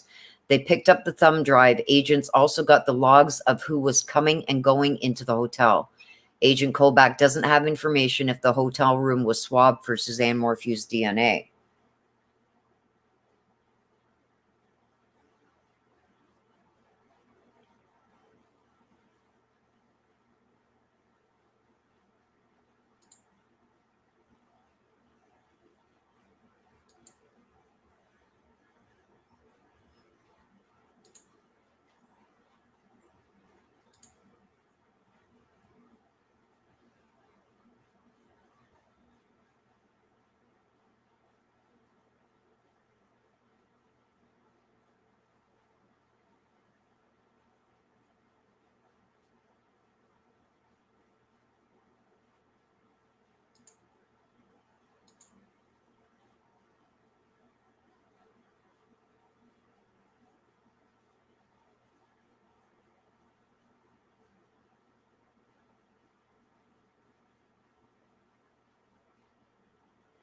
Okay, so it looks like the defense has taken over now, and they're going to cross-examine the witness.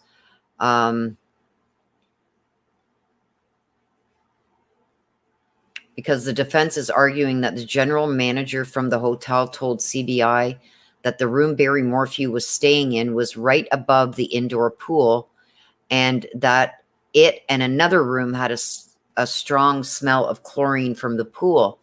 From what I remember being said from the hotel, I don't know where the defense is getting this, because from information that was released to the news when the news cameras went to that hotel that they were staying at, the manager from the hotel said they don't use chlorine to clean, and they do not use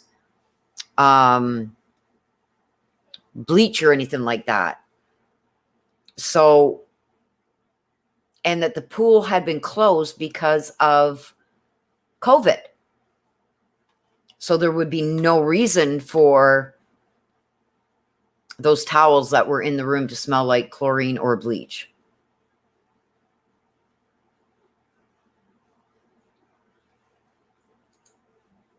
Oh, thank you, Chihuahua. We try. We try. AK's doing awesome. He has boots on the ground. I mean, I get to do this from the comfort of my own home, but he's out there. I remember when he first started, I think he has a video out there that he just posted again recently. Go and check that out, where he has like almost like a pop-up tent thing that he was staying in. And I kind of had to chuckle with some of it because he was showing us this different areas. This is for guests, and this is the guest bedroom over here. And it was one big tent. It's quite amazing. But yeah, he's boots on the ground. So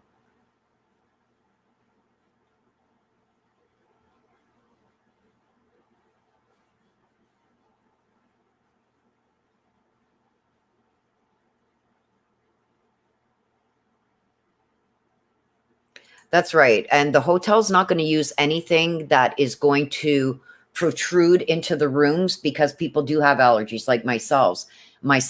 Anything, I've got very bad asthma, so anything with chemical, like I can't even use like Lysol sprays. I can't use aerosol sprays because it affects my asthma. So they couldn't do that, especially if it's if the place they're cleaning or pool or whatever is under rooms. There's no way. There's no way. So I agree there, Mama Shan Shan. Thank you.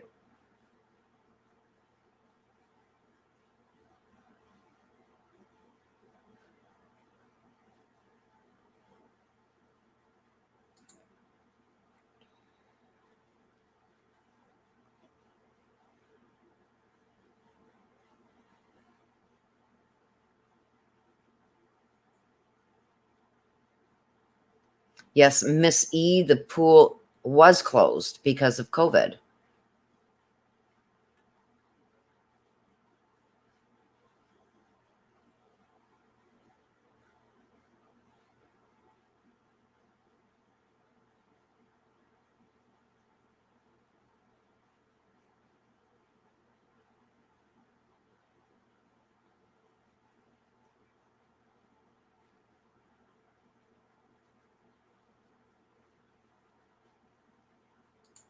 Very welcome, Mama.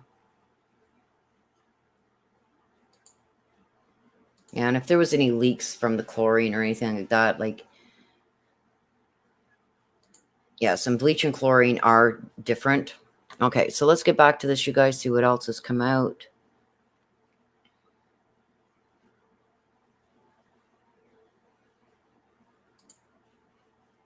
Oh, they must be having an argument, maybe a sidebar regarding this, because nothing has come out since the defense started arguing that the general manager from the hotel told CBI that the room Barry was staying in was right above the pool, blah, blah, blah. So let me see over here.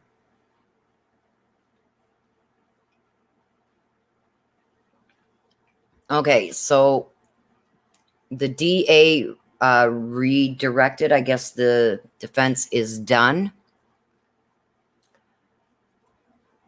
But another CBI agent went back to the hotel on September 1st, 2020 to take photographs after media attention about the chlorine smell in Barry Morphew's room.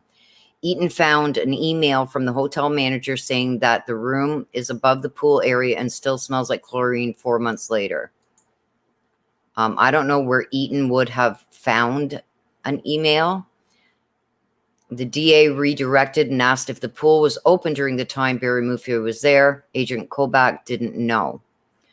So we know that the pool wasn't open. So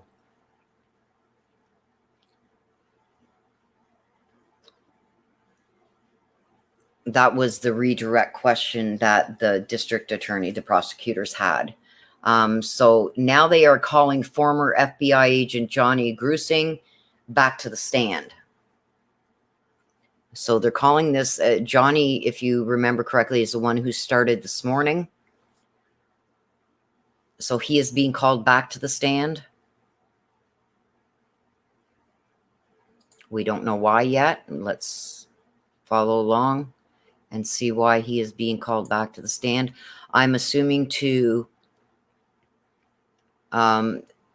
maybe clear up some of the questions that Andy, the sheriff, couldn't answer regarding the length of scratches and stuff like that, that he couldn't answer, and about photos and stuff, because the FBI, their team of either forensics or identification units would have taken care of stuff like that.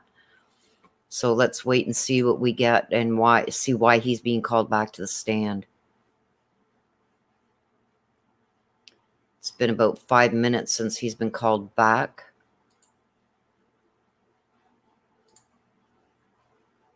And we don't have any information as to why yet. Let me just check another feed and see if they are reporting on it, maybe.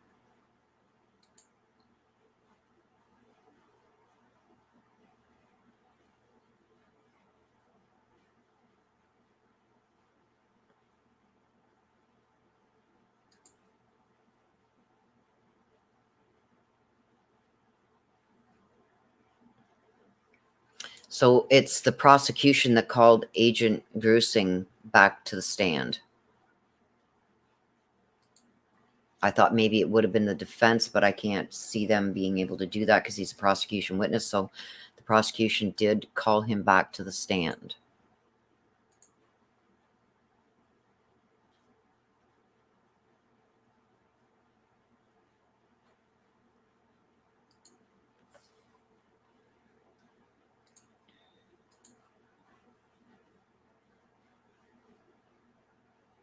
Okay, so exhibits 96 and 97, photos of the chipmunk gun.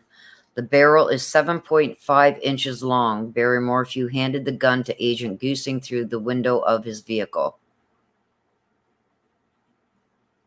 And this is why Agent Goosing is being called back to the stand by the prosecution, because they want to bring up exhibits 96 and 97, which are photos of the chipmunk gun. The barrel, like I just said, is 7.5 inches long. And that Barry handed the gun to Agent Goosing through the window of his vehicle. Wow.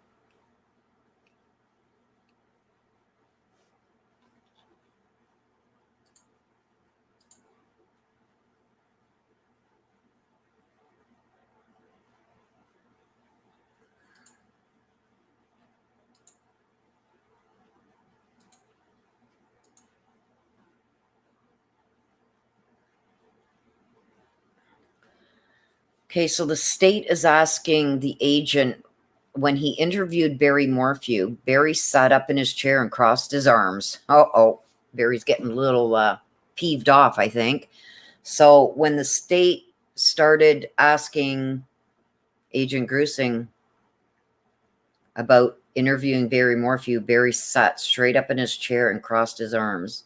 Agent Grusing was called to help investigate Barry. The state is asking about Grusing's strategy about interviewing Barry.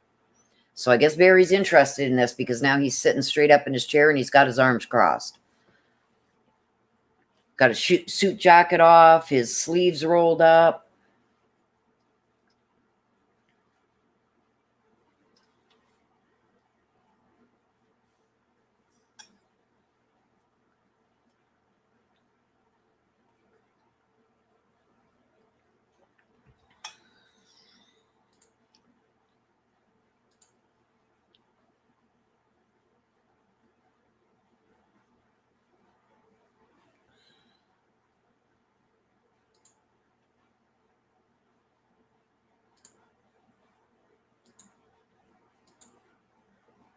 Trying to bebop around you guys to see if I can't get more information regarding this. Okay, so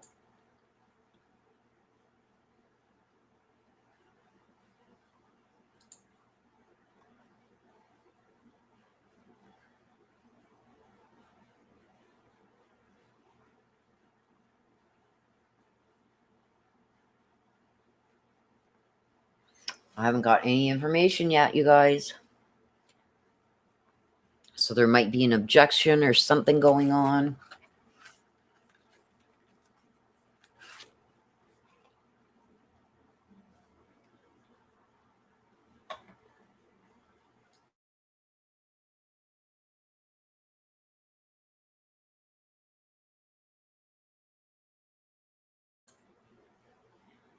Sorry, you guys, I didn't want to hack and cough in your ears. My poor earbud wearers.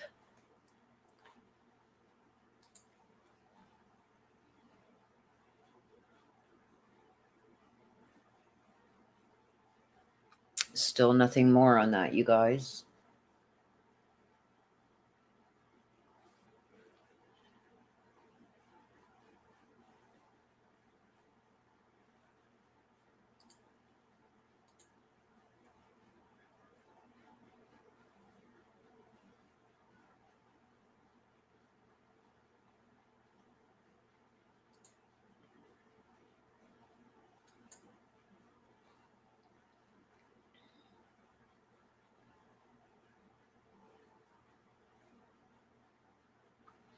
Okay, so with Barry sitting up straight in his chairs with his arms crossed, the state's asking about the agent's strategy about interviewing Barry. Barry Morphew told CBI on May 13th interview, "We had steak and sex on May 9th. Best night, and there were no chemicals in Suzanne, so they had a good night." Wow.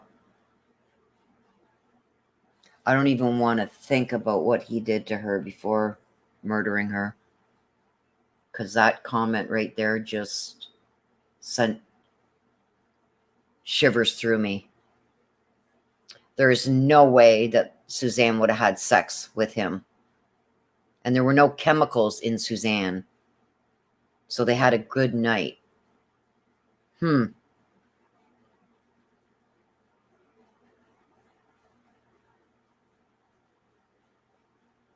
Like, oh my God, I'm getting visions of what he's done to her.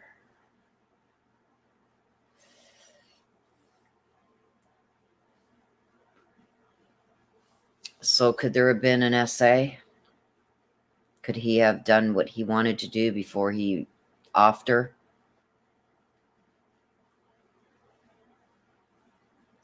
Yeah, she had a very bad night. Don't tell me that was a good night, because she was never seen or heard from ever again. So don't tell me that was a good night, Barry.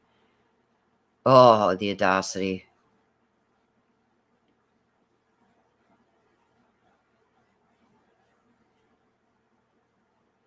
CBO noted that Barry Morphew used past tense when speaking about Suzanne. "I just wished you knew her, how amazing she was." He told investigators that she was last wearing white shorts and a string-type shirt.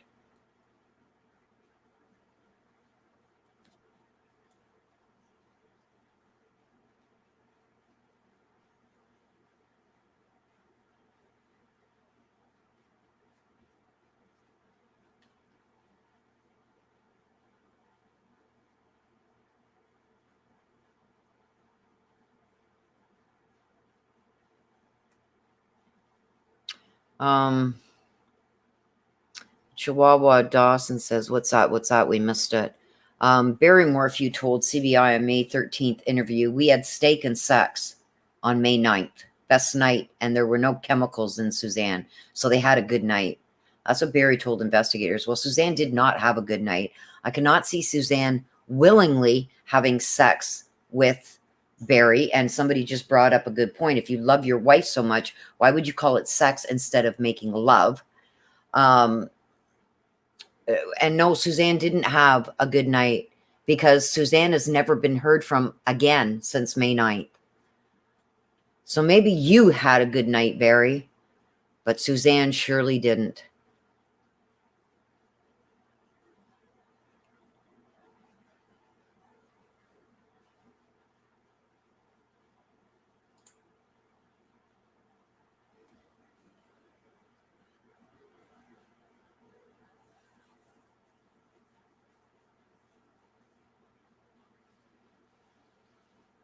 No, Roberta, what I believe that was they wanted to keep this kind of secret until the preliminary. I think the last person she was on the phone with was Jeff, her friend, her male friend, and he sent a text or whatever to her, and Suzanne never answered back. So he was the last one to converse with Suzanne, and he was in Michigan at the time. So, and they have confirmed that he was in Michigan.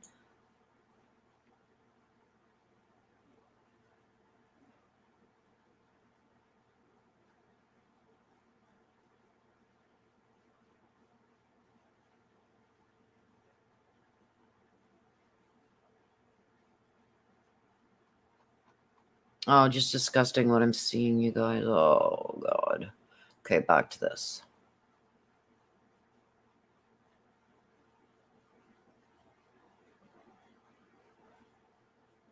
In an interview with Agent Grusing on June 2nd in the backyard of the Cushmans, Barry Morphew mentioned that Suzanne was abusing drugs and alcohol. He said the last time she was doing well was the summer of 2018. Thank you, Drama Must Remain on Stage. It's like, I can't, like...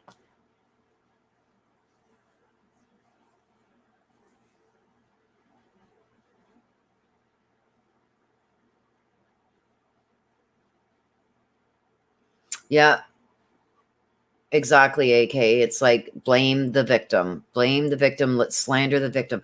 And I've said this before. If you can't discredit the facts, discredit the person. And that's what they are trying to do. They can't discredit the facts that are being put out, so they're trying to discredit Suzanne.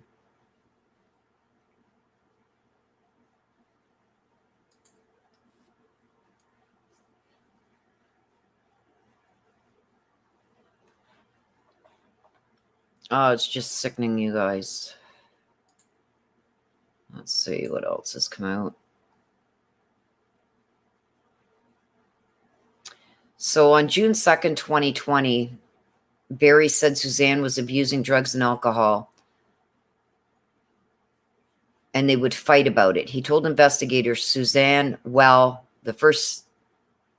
when they first moved to Salida area.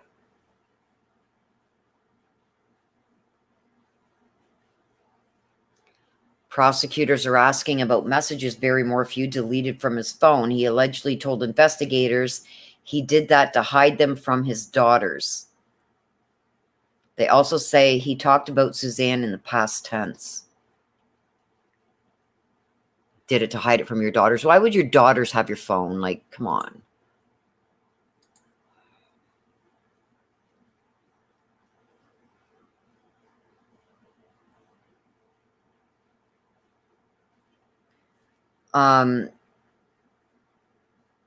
Barry Morphew was also asked by Grusing what was the last image of Suzanne Morphew, and Barry didn't answer 3 times. Grusing then asked, did you see a lump in the covers? Barry answered, probably just the lump there. Saw her breathing.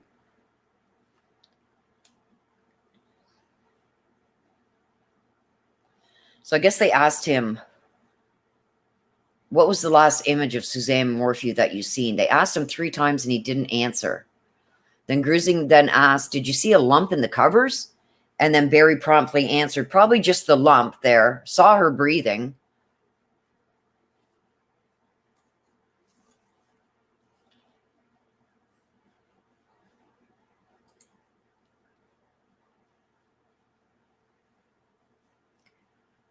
Oh, Grusing said that Barry Morphew initially thought it was a mountain lion that Suzanne was taken by. Then it was a man named CBD Tim who Barry said Suzanne was buying drugs from off the street.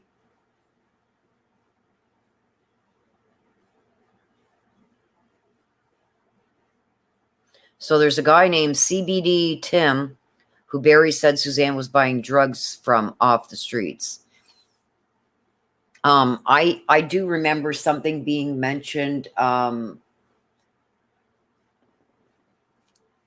in the news. So this is from a verifiable source that said that Suzanne wanted to try CBD oils to try and alleviate some of her pain and stuff like that.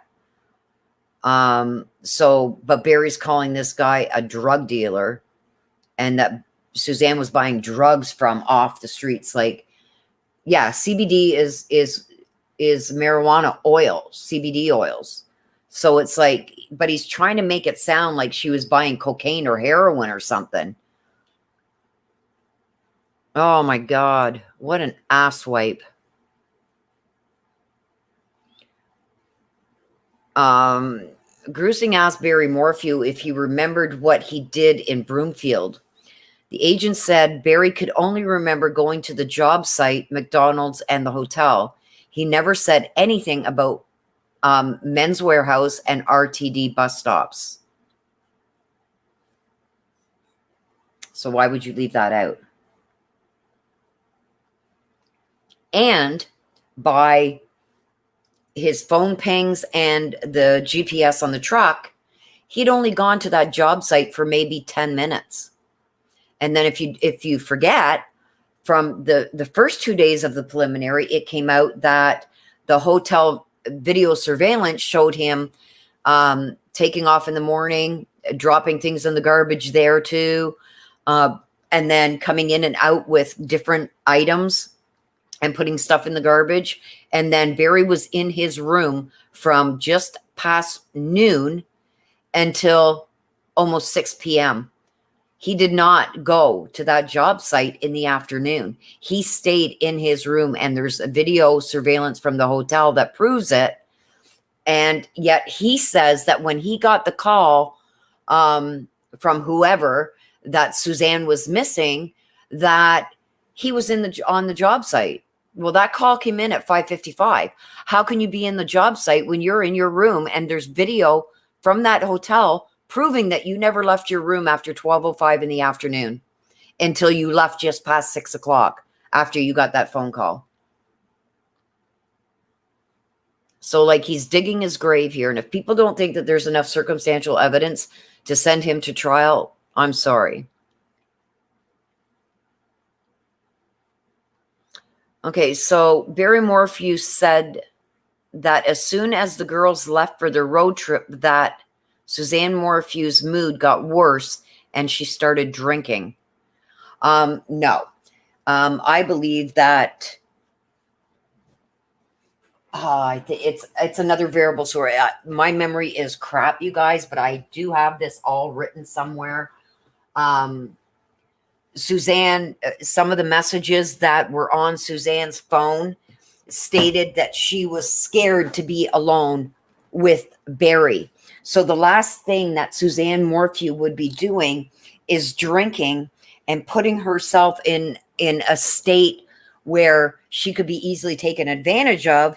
If she was terrified of being alone with Barry, that's the last thing she would have done, was either try to anger him or start drinking, right? Oh, thanks, Kellyanne Garber. Kellyanne says, Willie, your memory is spot on. I do remember it being said. I just don't remember where I see it, but I know it's already been put into the record that she was terrified to be alone with Barry. That's why she decided that that she was going to tell him that they were separating, and she wanted to do it before. She wanted to try and wait until the youngest daughter, Macy, was out of the house and had moved out on her own. But then she got thinking about it and said, well, if that's the case, then she'll be alone there with Barry. And that scared the hell out of her. So that's why she decided to do it much sooner than what she would have liked. She would have liked to wait until Macy was out on her own too. But then that put her in a dangerous situation, right? Agent Grusing now asking, the agent then asked Barry Morphew about the suicide text after Suzanne Morphew had sent a text saying, I'm done. Barry told Grusing, I was just trying to hurt her.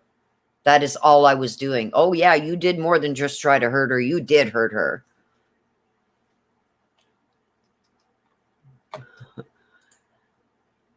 I'm not saying that out loud, but I will put it up there because I know YouTube, if you say certain words in your podcasts or anything like that, they strike your video. So I won't say it, but I will put it there. Thank you, AK.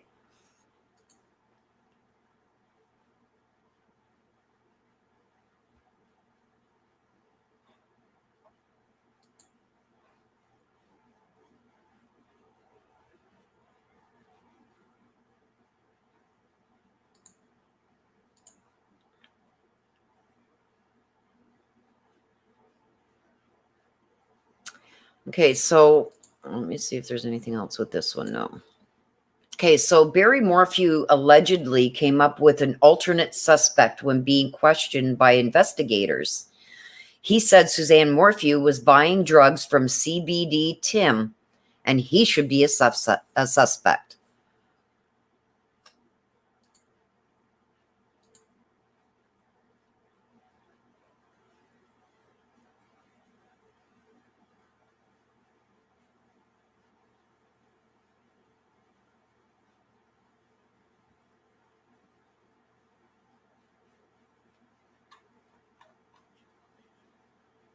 So now it's a mountain lion, it's an abduction, and now it's this drug dealer.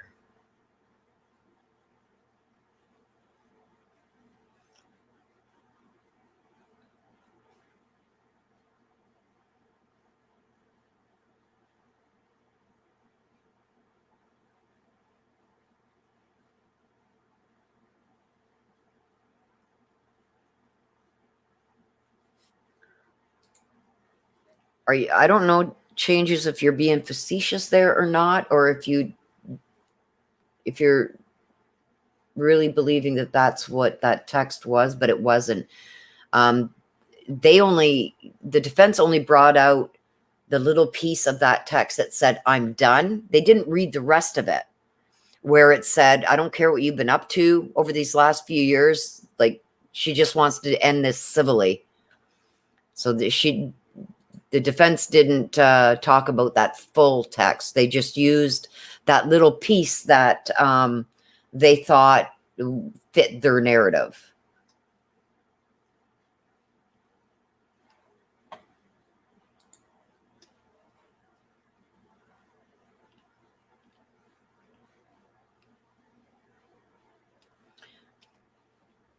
FBI agents asked Barry Morphew about the affair.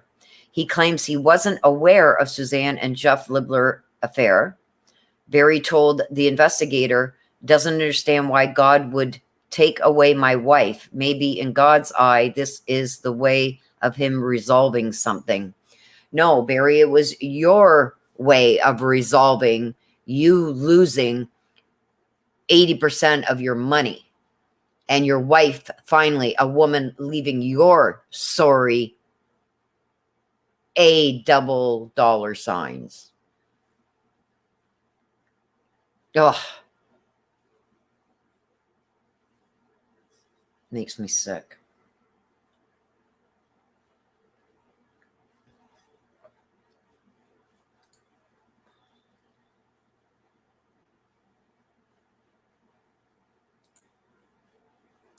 Just see how the defense is going to cross-examine on this.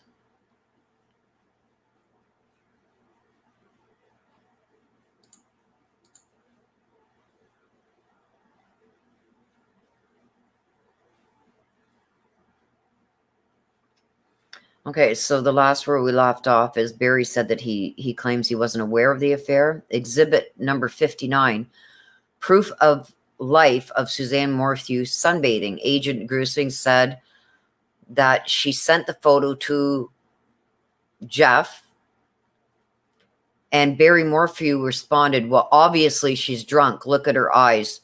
She has drunk eyes. Do you know what drunk eyes look like?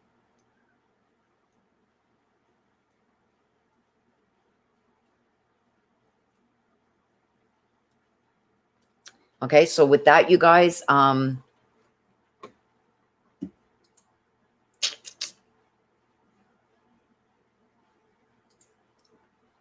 court is going on a 15-minute break. So that gives me time to run to potty, not party, potty.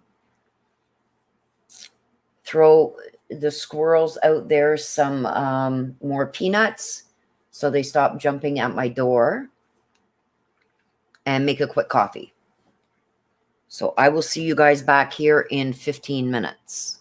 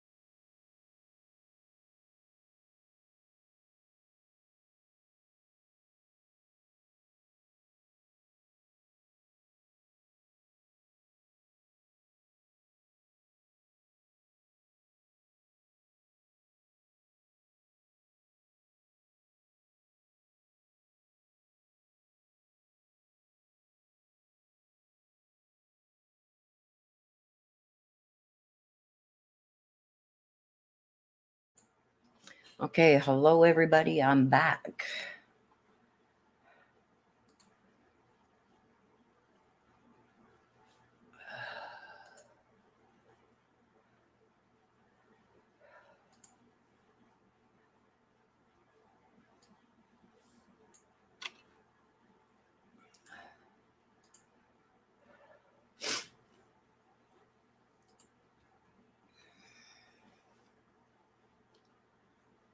Barry has 5 brain cells and 4 don't work.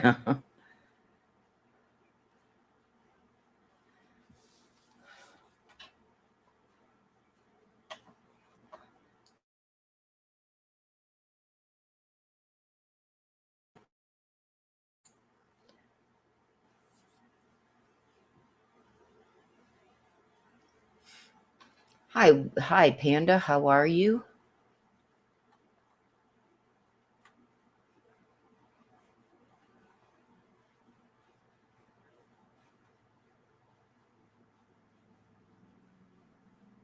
Yes, I will be covering this again tomorrow, you guys. It's 5:30 Eastern right now. I do believe that this is going to go until 7 p.m. Eastern. I think court is in session until 5 p.m. Colorado time. So that means 7 p.m. my time.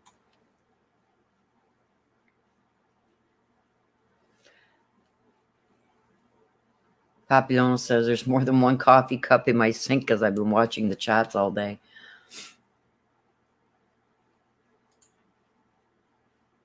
JJ Gids says, do we have any idea when the trial will take place once the prelim is done? I believe it's going to be quite quickly. I do believe that he's going to be put over for trial, and I do believe that that trial, they're going to want a pretty quick trial date, and I'm hoping that it's maybe October, because September is a busy month for us, you guys. We have August 30th, we have Chad in court for some kind of hearing. We have Letitia. Her preliminary hearing starts on September 9th and 10th. Then we have more motions hearings for Chad on the 20th. And then we have Chad's pretrial that starts on September 29th.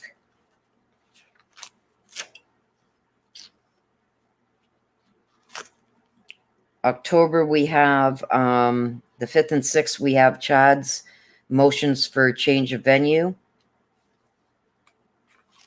And we have starting November 8th until December 17th is Chad's trial.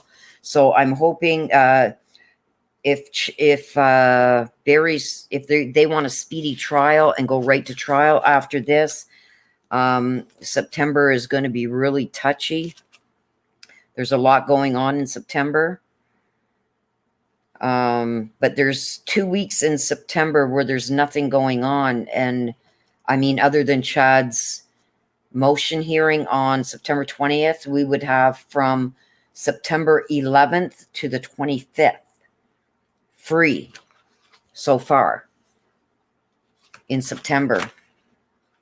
October, most of October is free right now, except for Chad's change of motions, change of venue motion. That's on the 5th and 6th of October. And then so far, the rest of October is free. So I hope that they would start it some in the mid-September and then get it finished by the end of October. That would fit my schedule, but I don't think I can request that.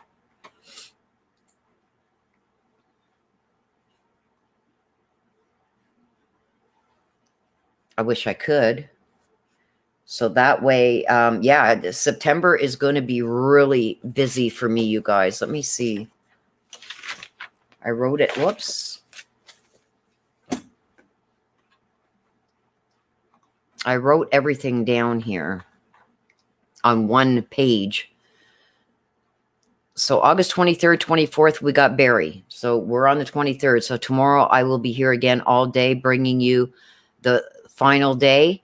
Then I will be on release of the affidavit of arrest watch. From tomorrow on, I will be, that phone, my phone is going to be glued to the side of my face, watching to see if that arrest affidavit is released. And if it is, I will be bringing that to you and we will go through it page by page. So yeah, we got a lot going on. As far as I know, Chad's trial has not been delayed. There's been a couple of hearings that have been delayed, but as far as I know, his trial is not delayed yet, Jason. I'm hoping that they televise the trial, BNN. I'm hoping. Okay, so they're back. So now they are talking about Barry Morphew's phone went into airplane mode from 2:47 p.m. until 10:17 p.m. on May 9th. And then the phone appears to be at the Morphew home from 10:17 p.m. until 3:25 a.m. on the 10th. So, Barry, you said that you set your alarm for 4 a.m. or 4:30 a.m. Why is your phone moving around at 3:25 a.m. on the 10th? Very, very, very early, hours before you have to be leaving to go to Broomfield. Why is your phone moving around?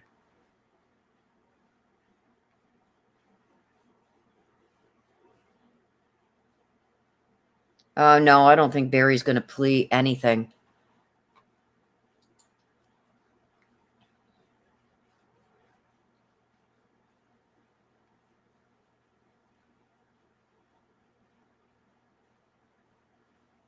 They're also talking again about that left turn that he took on Highway 50 the morning of May 10th.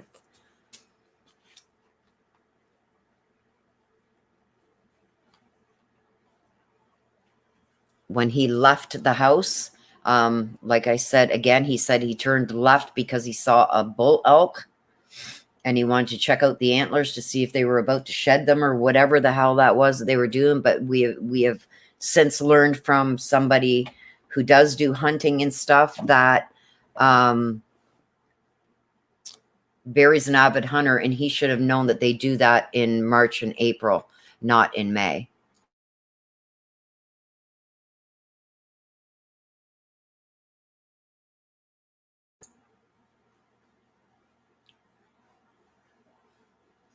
So yes, so when he was first interviewed, right around the time Suzanne went missing, he said that he had turned left because he's seen this bull elk. But then later on, recently, this March that just passed, when he was asked about it again, he said, oh, when I left home, I turned right, I went to Salida, and then I turned left to go to Broomfield. So there's a lie there that he's caught in. I don't know why it's being brought up again, but it is.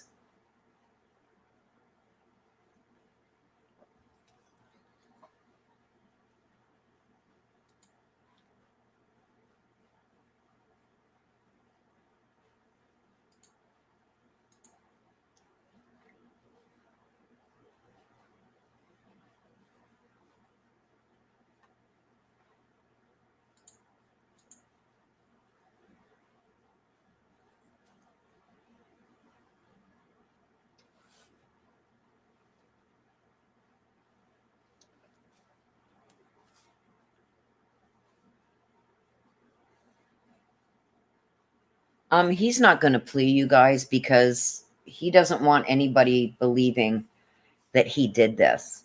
So he's going to fight it, and then he's going to claim wrongful conviction.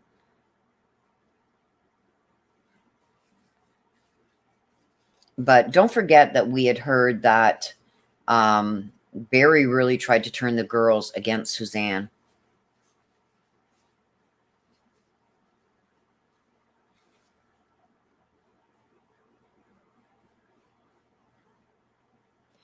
Sandra makes a good point here, you guys, that cancer patients don't drink alcohol. You're on meds and you don't eat big. Nausea never leaves. I'm a cancer survivor. Thank you for that information, Sandra. Appreciate it. Yes, Lori Daybell, Valo Daybell, whatever she's going by today. She's also going to be charged in Arizona for the death of her husband, Charles Valo. But right now, everything is still on hold with her. There is a hearing coming up for her the end of August. So I'm hoping that it's a status conference hearing. So we'll find out more at that time if she is going to be released, if she's brought back to competency.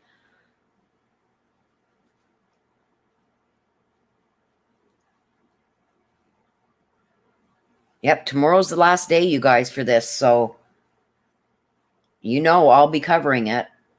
Now, I don't know if the judge is going to I believe the judge will make a decision right there and then if he's putting him over to trial.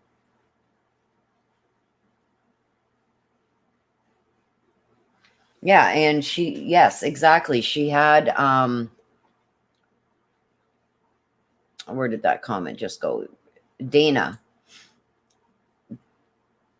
Remember, Suzanne did have a maintenance cancer appointment for Monday, May 11th. So the last thing she would have been doing is drinking the day before that appointment.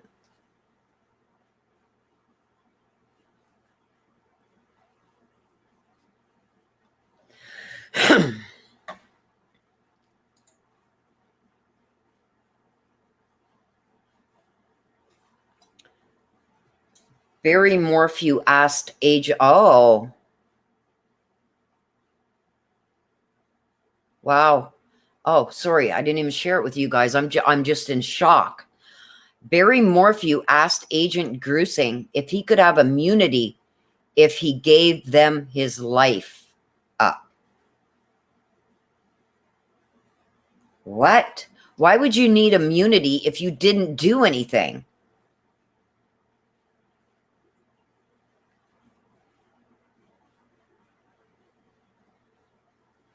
Stephanie, it's not going to happen, so I'm not even going to. I think there will be one hell of an uproar if that was to ever happen, if this doesn't go to trial. But yeah, what the heck is this? Barry Morphew asked Agent Grusing if he could have immunity if he gave them up his life. What? I wonder when that was said to the Agent Grusing. Was that last year or was that recently? I don't know.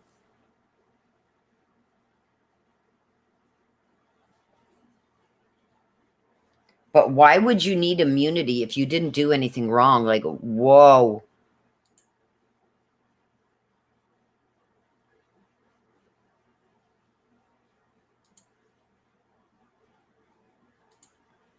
So I'd like to know. I hope that date comes out that he said that.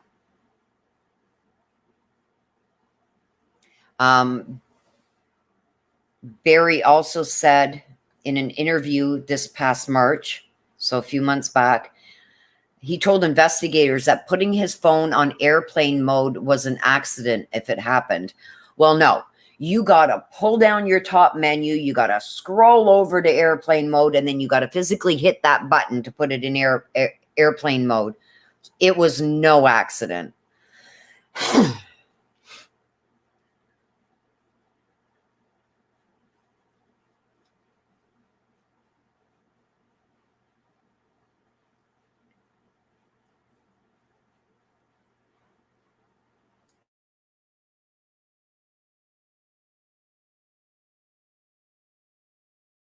Yeah, I'm wondering if that was a typo and if he asked for immunity, if he gave them up his wife, where his wife was.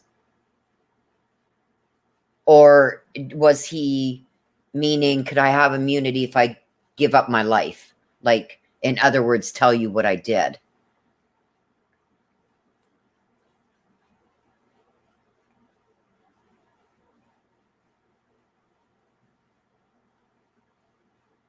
But Why is he asking for immunity? I want to know. I want to know. I want to know when he said this.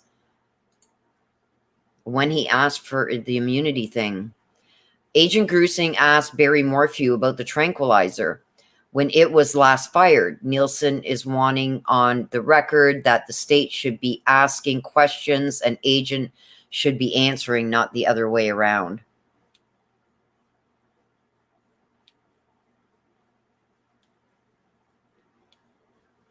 So I don't know what's going on here, but it seems that the agent who's on the stand is giving up information that wasn't asked of him. Because Barry's lawyer is wanting on the record that the state should be asking questions and the agent should be answering, not the other way around.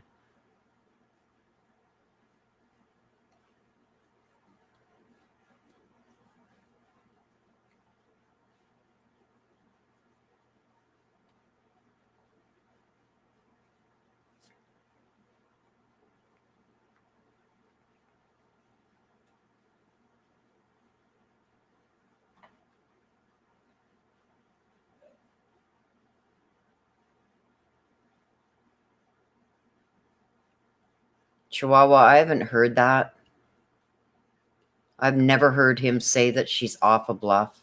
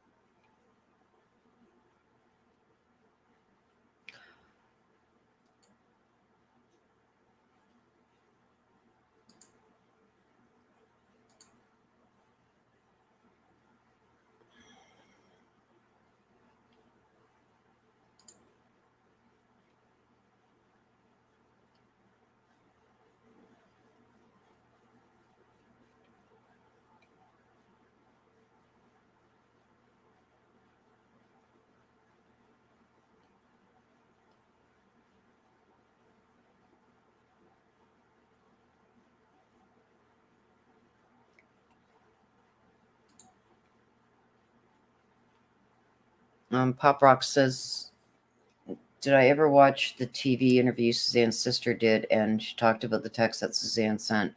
I'm not sure if I watched that or not. It's hard for me to actually sit and watch any other YouTube videos because I just don't have the time. Okay.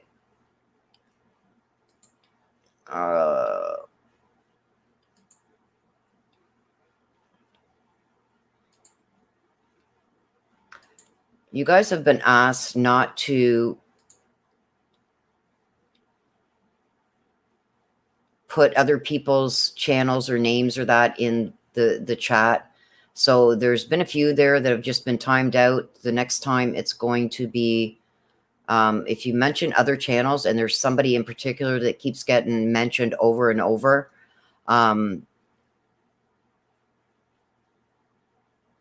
that's going to be the end of it. You're going to end up getting, if you guys, my mods, if you can check the ones that I just timed out and keep an eye on them. If they do it again, just block them. I'm not going to put up with trolls coming in and trying to change the narrative of what we're doing here. Okay, so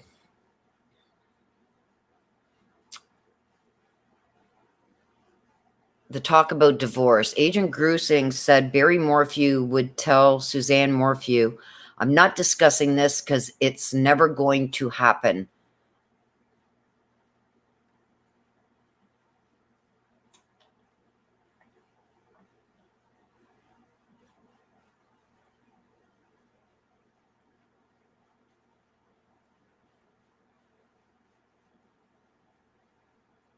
So apparently Barry told Suzanne that he wasn't going to discuss it and it's never going to happen.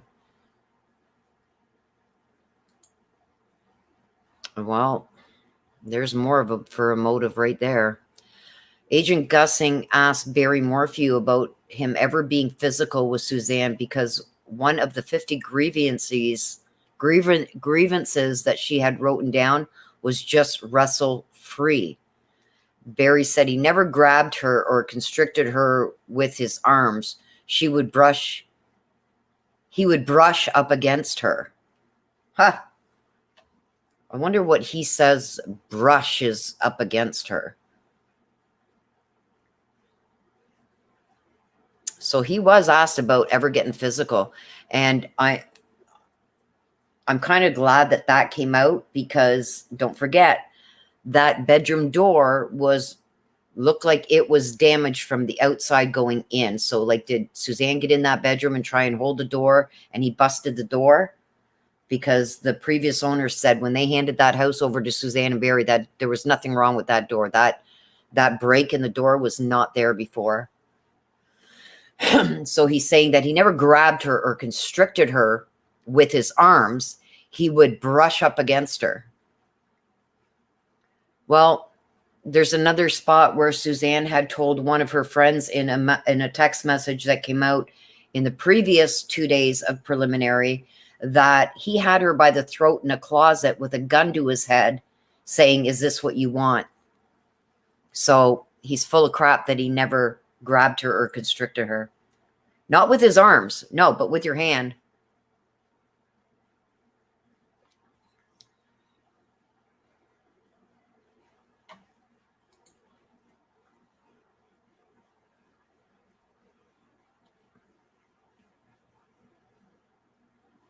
April 22nd, 2021. So this year, interview with Barry Morphew.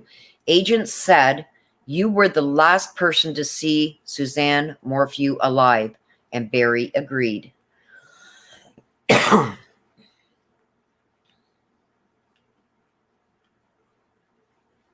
You just sealed your fate right there, bud. You just said that you were the last one to see her alive, which means what? If you agreed that you were the last one to see her alive and she's no longer alive, with all this other evidence against you, then what does that mean, Barry? If you were the last one to see her alive and you agreed that you were the last one to see her alive, right? Searching for justice? That's what I'm getting at. How does Barry know that he was the last one to see her alive unless he's the one that killed her? And they do this a lot, you guys. They'll let things slide for a while, and then they will come back and come out with something that you answer, you can totally sink yourself. So, like, yeah, how do you know you were the last one, Barry, unless you're the one that killed her?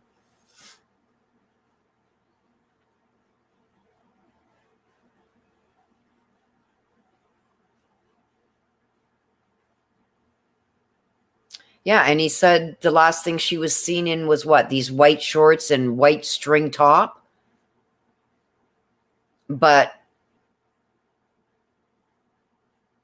what? Like, and now you just say you were the last one to see her alive.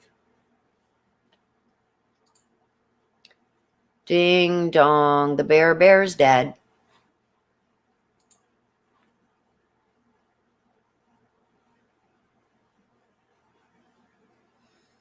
Agent Gruesing said it appeared that on Saturday, May 9th, 2020, that something either happened to Suzanne or her phone.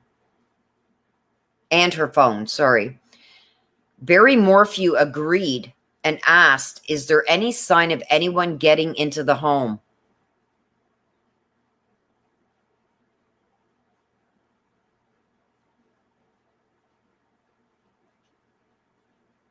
There's no sign, and that's what Agent Grusing said, is there's no sign that the house was broken into or that somebody else had gotten into that home somehow.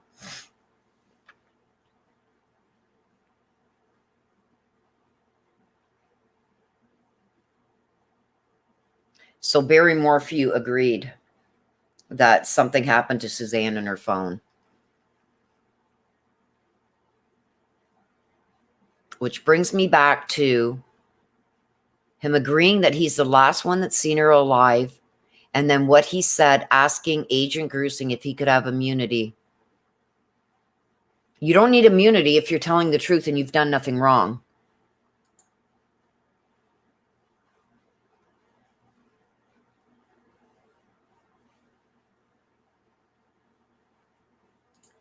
Whoa.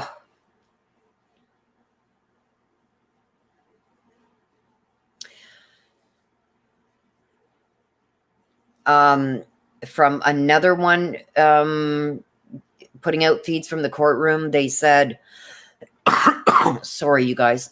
Barry met with investigators April 2021. They asked him about who saw Suzanne Morphew alive last. He said it was him.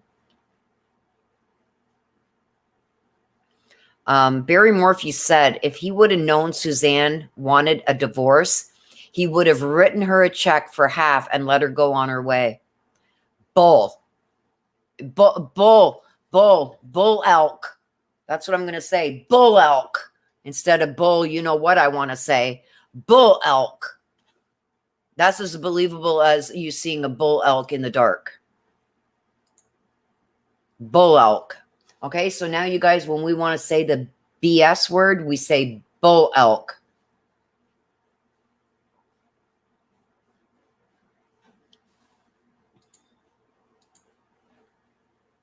Wow. It looks to me, you guys, like the prosecution is wrapping up what they're going to present. The way things are coming out right now, it's more like they're making statements. And they're trying to get certain things out that you generally hear. And this is from experience being in the courtroom. I feel, but by these tweets, like the last one that just come out, with Agent Grusing said it happened, that it appeared on Saturday, May 9th, that something either happened to Suzanne or her phone. Barry Morphew agreed and asked if there's any sign of anyone getting into the home. And the law enforcement said no.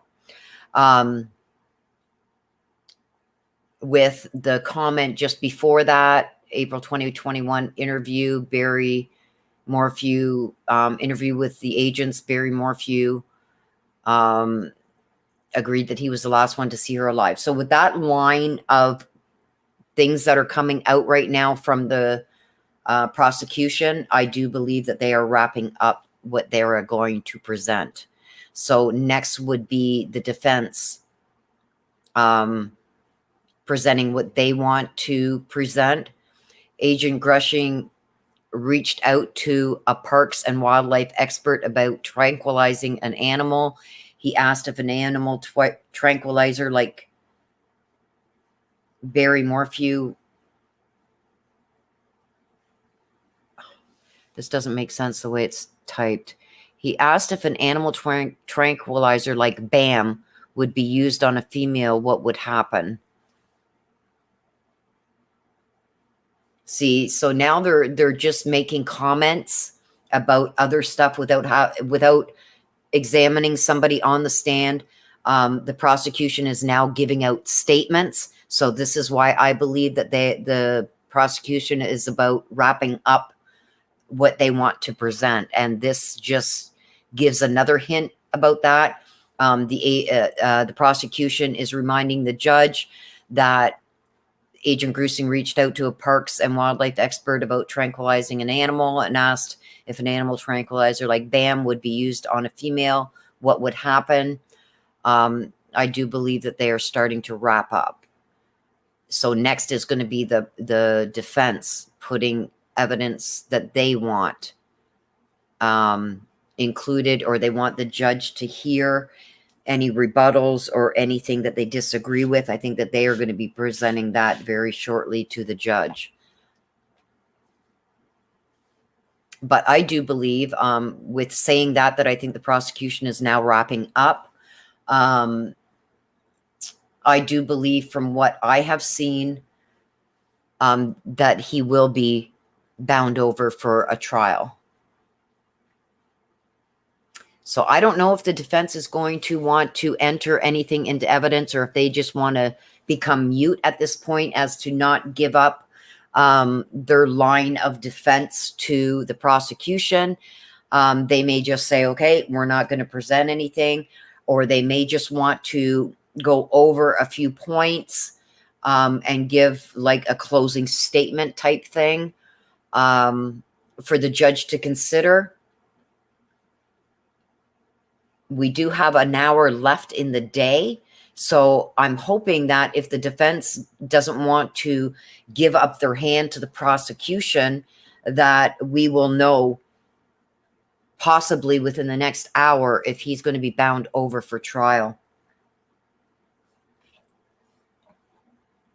With everything that's come out, if you want my honest opinion, guys, I think it's in the defense's best interest to maybe just give a short closing statement and not present anything, as to give up their line of defense and how they intend on defending Barry Morphew at this point. I think they know that this is going to go to trial, and giving up anything at this point is not gonna, or fighting any concerns or any evidence at this point is not going to benefit them. It may end up actually hurting them. So I do think if they were smart, they would just give a very brief closing statement to the judge for things that they want the judge to consider, and stay mum. But we'll see what happens. That's just my opinion, and from my experience in the criminal court system and dealing with clients, I know that's what we would do if, when we got to preliminary, if evidence like this came out, we would just let it go to trial and pray that the jury sees things differently.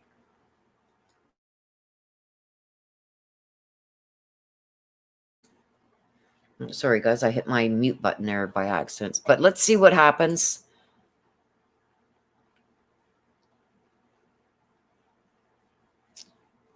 Okay, so next, Agent Grusing spoke with Barry Morphew about burned file folders in the fireplace. Barry said they were getting rid of old files. So, like I said, I think this is more or less just the prosecution keeping things fresh in the judge's mind, and giving their final thoughts on it from their side, and their final bit of evidence here.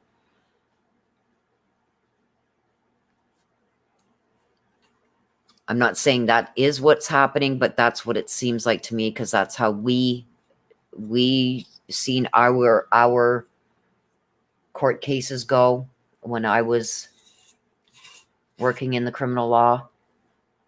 But then again, things are different in the States than they are here in Canada. So, but I'm getting this feeling from just the information that's coming out now.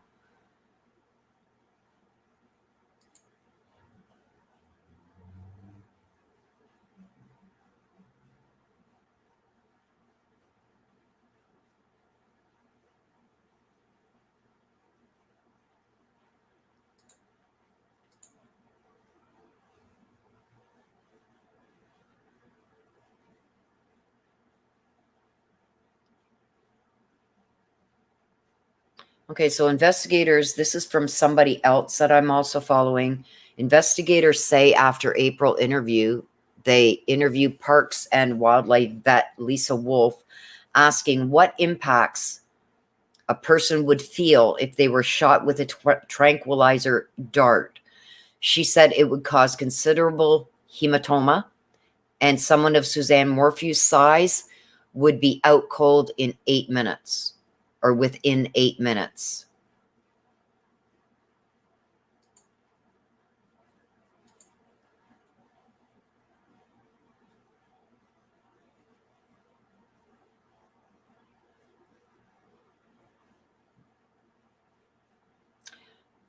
So for a lot of the questions I'm seeing now, and this is what I mean by I think they're wrapping it up, the prosecution is now bringing out that I don't recall was a response Barry Morphew told investigators more than 95 times.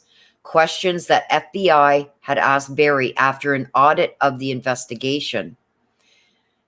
Barry also said, if you're trying to twist my words, if I don't recall something, I don't recall it. 95 times he doesn't recall. But he remembers that it was files that they were burning in the fireplace that they no longer needed. But there's 95 other times that he doesn't recall certain things that FBI asked him.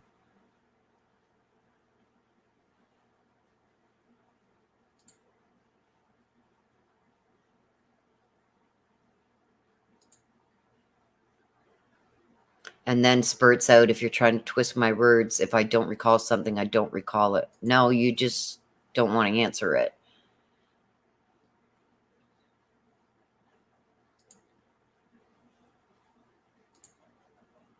Let's see what everybody else is saying about this.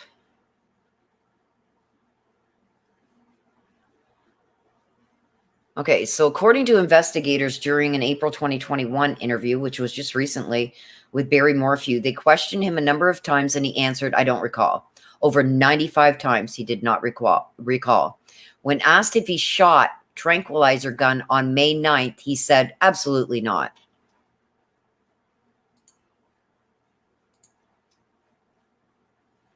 So he doesn't recall 95 other things, but he recalls that he did not shoot a tranquilizer gun on May 9th.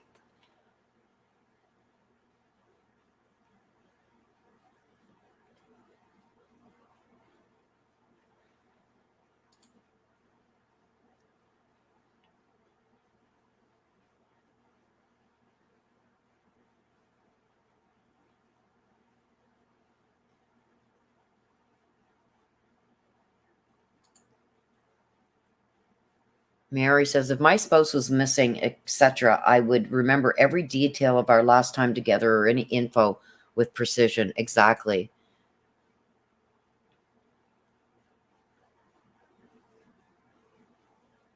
Tranquilize Barry, give him a dose of his own medicine.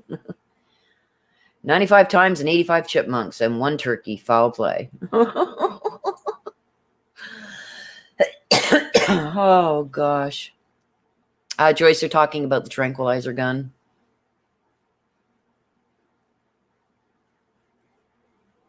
Yes, he did state that he threw tranquilizer stuff in the trash. So it's like he's contradicting himself. Like he's sinking his own ship.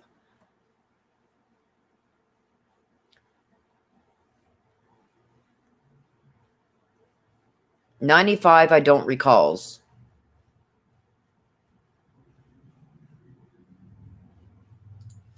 Yep.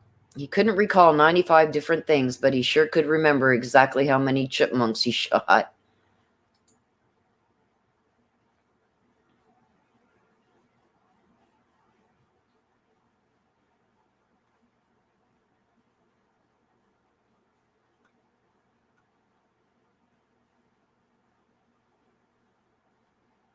They got to have something to fight with.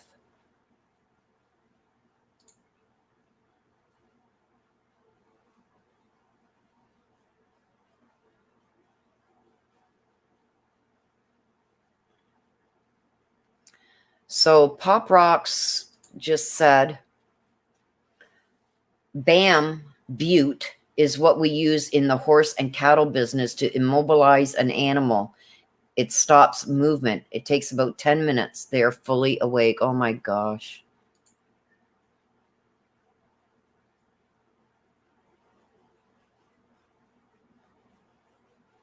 Okay, let's see if anything else has come out. Sorry, you guys, I was in the comments and totally forgot about what's going on. Okay. So, according to Grusing, Barry Morphew said all he had left in his life was hunting. Barry had hunted since he was 7 years old. If I have to live this life without her, at least I can hunt. Huh.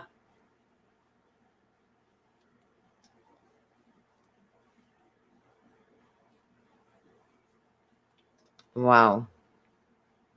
You're very welcome, Northern Ashik Healer.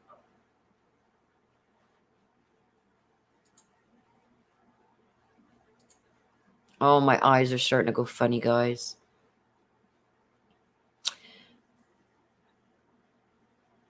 Okay, so Barry Morphew told investigators that he voted in the 2020 election for Suzanne Morphew because he wanted Trump to win and said he knew the other guys were cheating.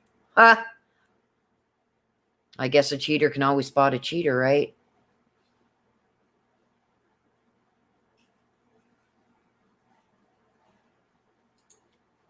So I guess they don't got to ask him what he's going to plead on that because he already admitted that he did it. Huh, with the ballot.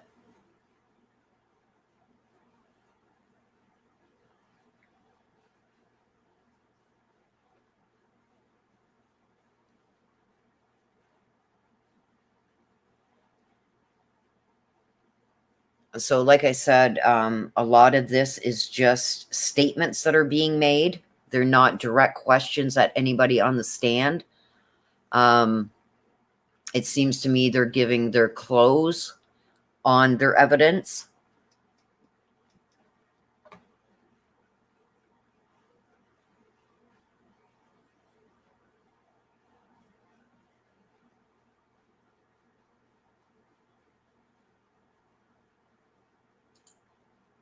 I agree.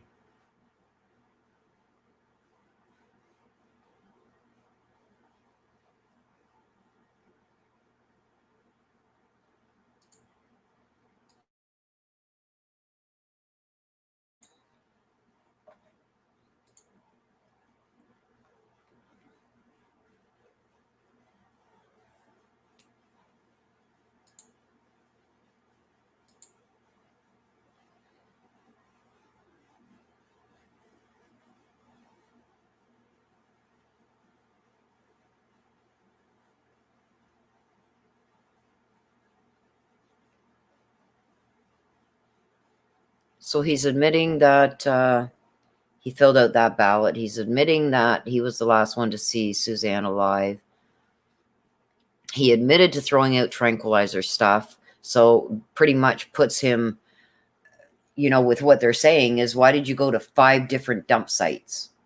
Like, ugh, I just can't. My eyes are going buggy. It's getting, the sun is going down here, so it's beating right at my eyes as I'm trying to read all this, you guys. Now, the information coming out of the courtroom is really slowed down. So I do believe, you guys, that the prosecution is wrapping up.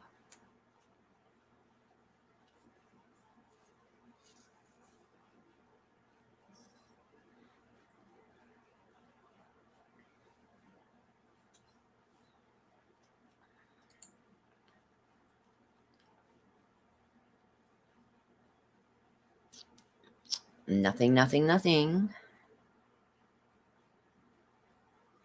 The last thing to come out was 5 minutes ago, where Barry said he has hunted since he was 7 years old, and if I have to live this life without her, at least I can hunt. That's the last info I've got coming out of the courthouse. Let me just check the others.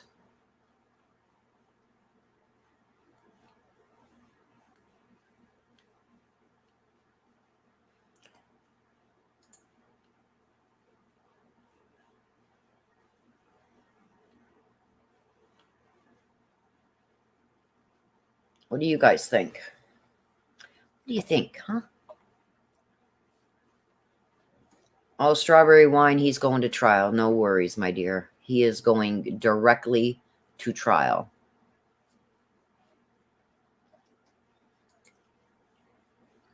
And like I said, I don't think, if anything, once the prosecution wraps up, which I think they are doing right now, it would be wise for the defense to just maybe give a couple of sentences of a closing for them that they want the judge to consider. But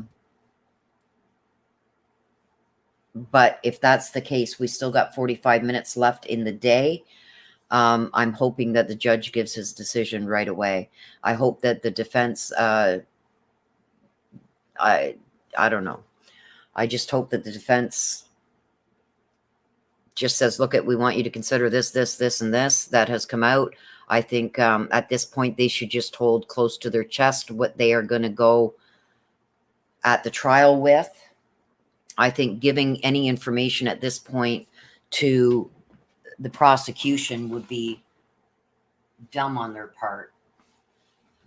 To show the prosecution right now what angle they're going to be working. So I do think that they may, if they're smart, they may just let it wrap up and see what the judge says.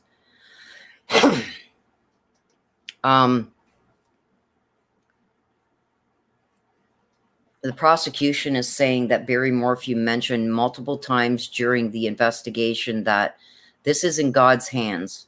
He allowed this whole thing to happen.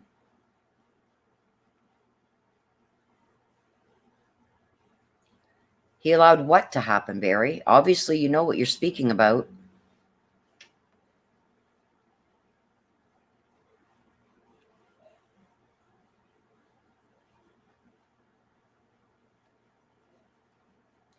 Hazelnut, I don't know yet. Hazelnut wants to know if there's going to be court tomorrow. It all depends on what happens right now with this. Like I said, to me, by what I'm seeing coming out of the courtroom right now, it sounds to me like the prosecution's wrapping up. They're giving their final thoughts to the judge. They're throwing a few things out there to the judge to consider. At this point, I think the best thing for the defense to do is throw out what they want the judge, throw out to the judge what they want the judge to consider, and hold the rest of it close to their chest. I don't think that they're going to want to give the prosecution a heads up as to which direction that they are going to go with in their defense. Yes, Snap Out of It says Barry changed his shirts 3 times before noon on Sunday. Yes, and then what he was wearing when he showed up to where Suzanne's bike was found, he was wearing something different again.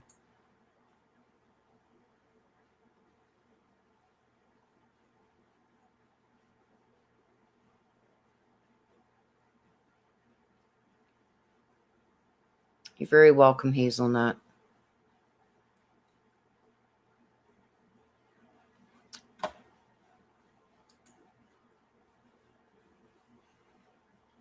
Like, don't quote, well, you can quote me. That's what I think is going to happen.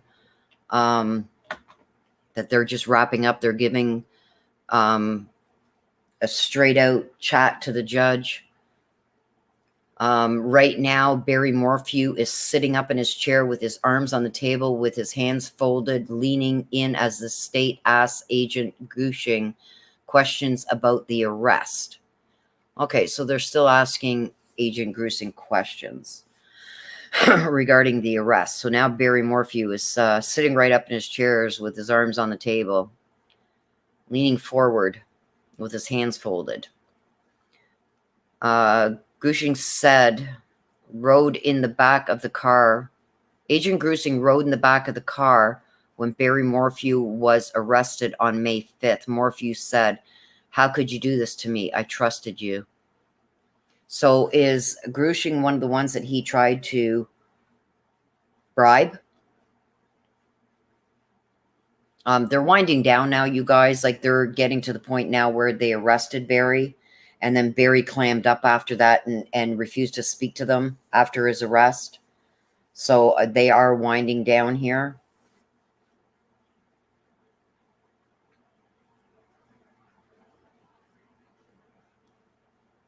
So the day that Barry got arrested, Barry looked at this agent Grusing that sat in the back of the cop car with him and said, "How could you do this to me? I trusted you." To me, yeah, that sounds like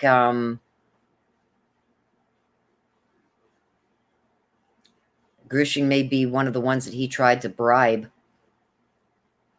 Yeah, I thought Grusing was off the stand too. They did recall him, Mountain Mama.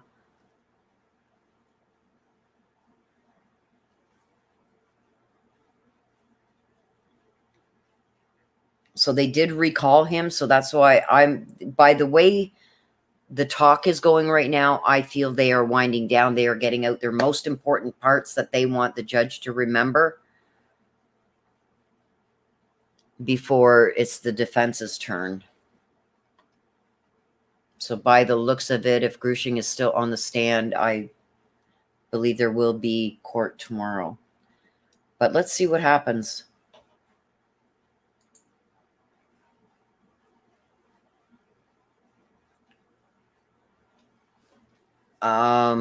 Agent Grusing told Barry Morphew in the car that they presented the audit to the district attorney's office and that there had been an arrest warrant for murder. Agent Grusing and Barry Morphew are just staring at each other as the state talks between themselves to figure out any more questions for Agent Grusing. So Barry Morphew right now is staring directly at Agent Grusing, staring him down as the state is discussing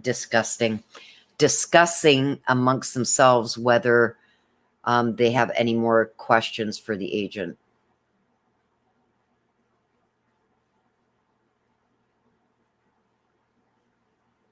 Thank you, Cindy. You are a doll. Yeah, the Searching for Justice says the death stare. Oh, he is pissed off. So, oh, I said that. Oh, well, can't take it back now. But anyway,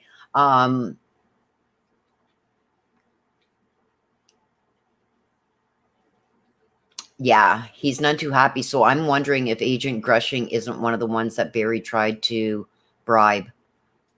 Because we do know he's been charged with trying to bribe officials too. You're very welcome, K. Mitch. I try. Does Barry Morphew think the agent is scared of him? Right? Forever Young. They got a fight on their hands this time.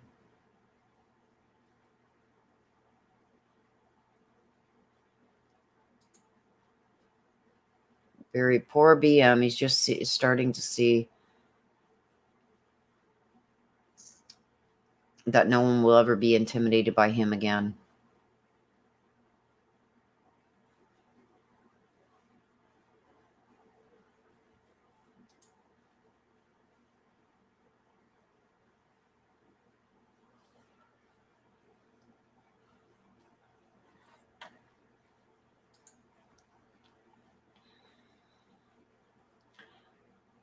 Okay, so Barry Morphew asked for immunity if he just sat down and opened his life up to FBI agents. Grushing believes Barry meant that if he disclosed things to the agent, he wouldn't be prosecuted for Suzanne's disappearance and death. So there you go. He asked for immunity.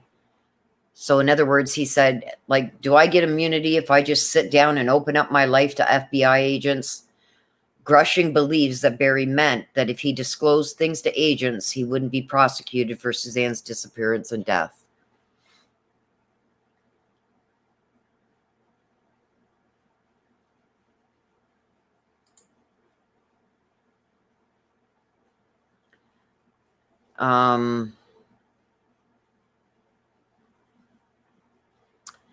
When she married Barry Morphew, it was a marriage for life, according to Barry. Huh. Well, I guess if she was leaving, that means that her life is not going to continue, right? Because that's according to Barry. So that's something that Barry said. When she married Barry Morphew, it was marriage for life, according to Barry. So if she was going to leave this marriage, well, then you're losing your life. Basically, like he's ratted himself out.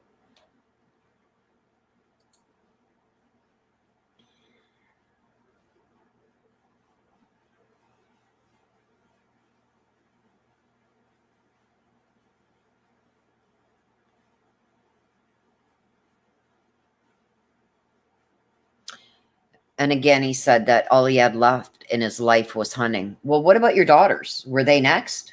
Huh? If you can say all you have left in your life is hunting, what about your daughters? Or are they just being used right now to try and save your ass? And then they're going to be disposable too.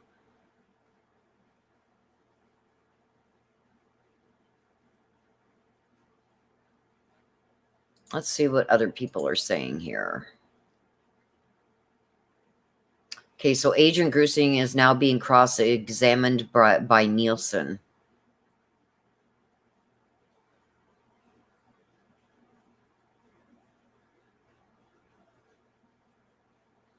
So yeah, this is going to go into tomorrow, you guys.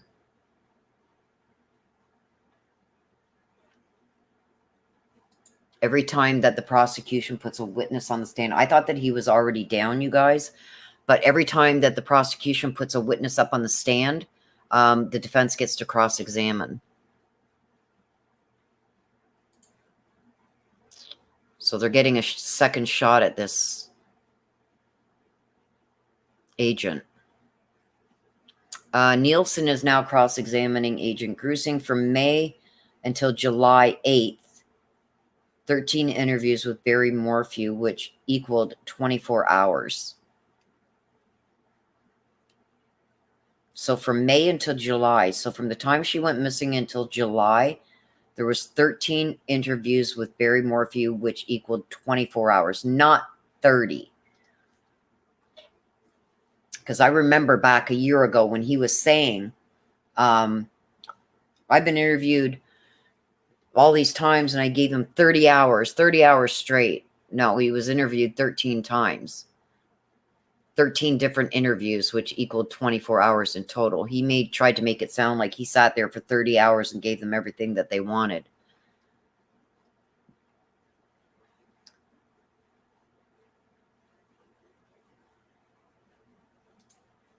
I agree, Cheryl Ann. Linda Stanley, she's very well known too. And she's good at murder cases. So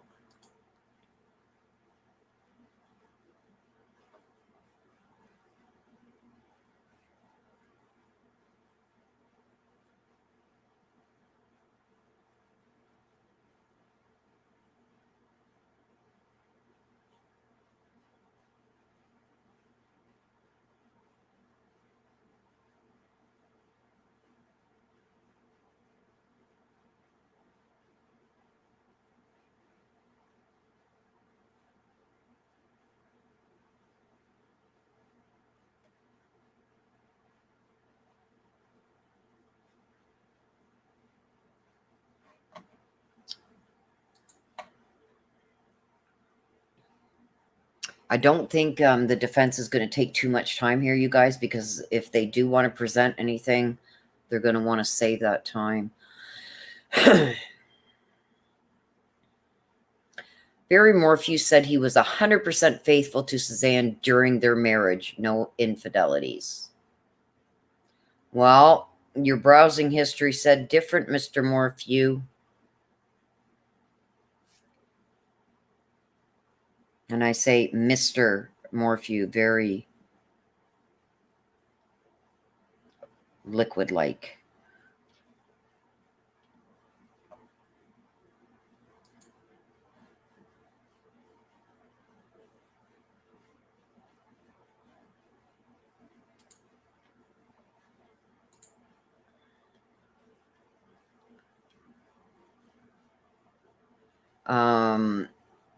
June 2020, Barry Morphew said, because of Suzanne Morphew's relationship with God, There's no way she would be unfaithful.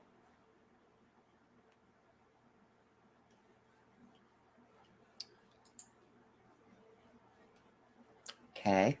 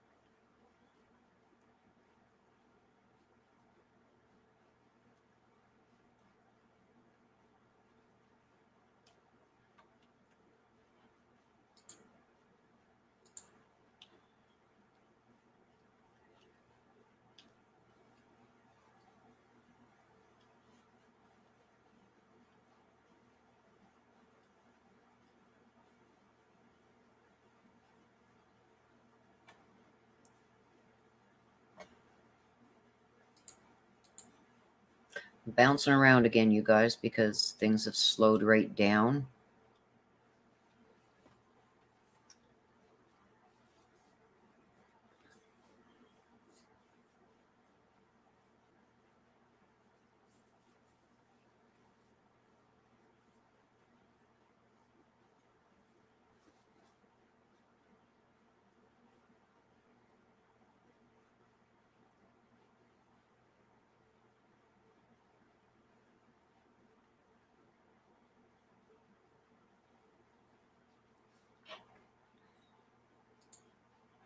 Just check again and then I'll go. Oh, here we go.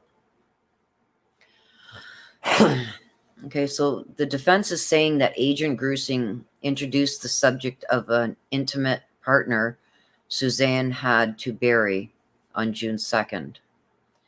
Barry said, "No, because of our relationship with the Lord. She is a very faithful person and of God. Didn't want to think that it was a possibility."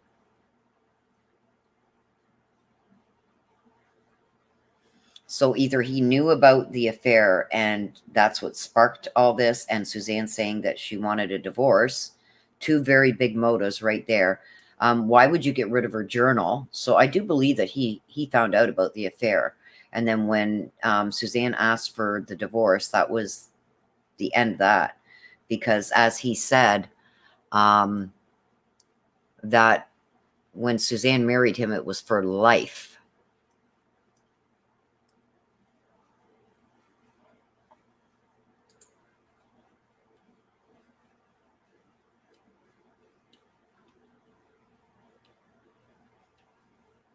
So the defense is saying that Barry said there was no way that Suzanne would have an affair. And the defense is also saying that it's the agent that introduced the subject to Barry.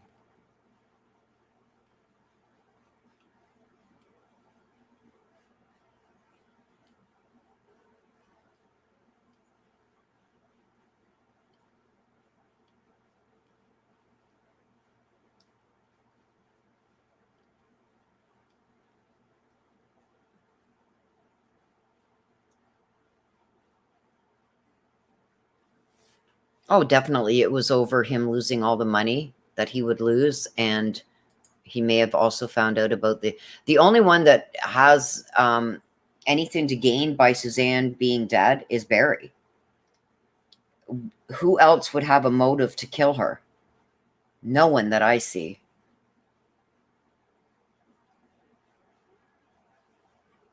Unless he's going to try and say it was one of his daughters.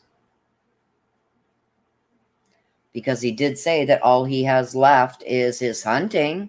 Well, there was no mention. He didn't mention anything about his daughters. So what do you mean with Suzanne gone? The only thing you have left is your hunting. What about your daughters? Is he going to try and introduce the chance that his daughters did this and he's covering for them? I don't know. But he's trying to blame everyone else but himself, including mountain lions and everything else, abductors and the CBD guy and Jeff. And so it wouldn't surprise me if he does try and throw this onto his daughters. So on July 8th interview with Barry Morphew, it lasted 6 hours. This is the grilling steaks interview at the Morphew home. They included the CBI agents and said a prayer for them around the table.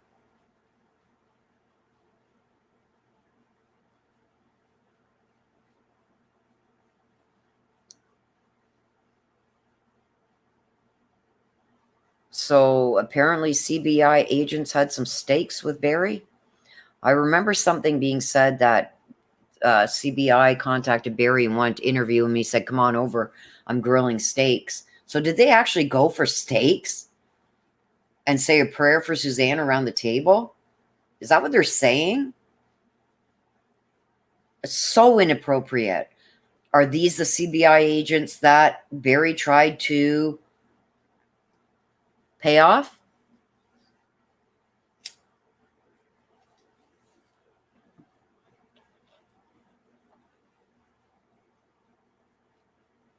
Wow.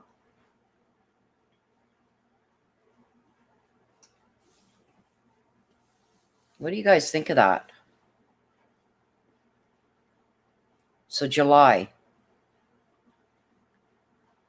So 2 months after Suzanne, almost 3 months after Suzanne is missing, CBI wants to interview Barry again. And Barry says, I remember this in one of the last messages that was brought out in day 1 or day 2, where he told them to come on over. He was grilling steaks. So the way it's being presented right now, it says the July 8th interview with Barry Morphew lasted 6 hours. This is the grilling steaks interview at the Morphew home. They included the CBI agents and said a prayer for them around the table. What? Like my spidey sensors are going, they're malfunctioned somewhere. What the hell? CBI, I'm spitting it out, you guys. CBI agents asked Barry Morphew about a possible affair in regards to Suzanne Morphew. He said he never thought that. They asked Barry if he had searched dating sites like Bumble. Barry said, I don't know what they are. He claims he had never searched for another woman. Well, there's search history, Mr. Barry, on your computer. And I'm sure it wasn't Suzanne or one of your daughters looking for a woman.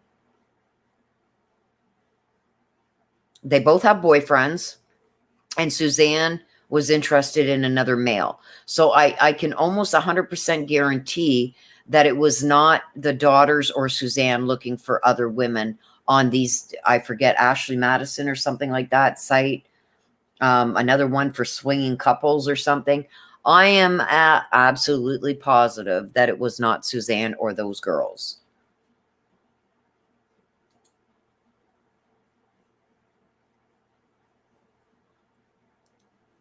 At that interview, Barry says, she is the love of my life. I would lay down my life for that girl. I'm telling you right now, I was in shock for 5 days. Whoa, only 5 days? If I left something out or a time period, then it wasn't on purpose, Barry told the investigators. You were in shock for 5 days? Only 5 days? I'd still be in shock because she's still missing. Why only 5 days? Is that how long it took you to get over her and over what you did?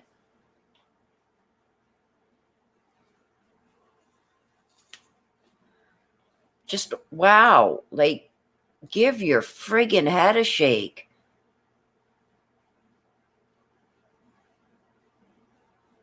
Barry Morphew said it was the investigators who put doubt into his mind about Suzanne having an affair.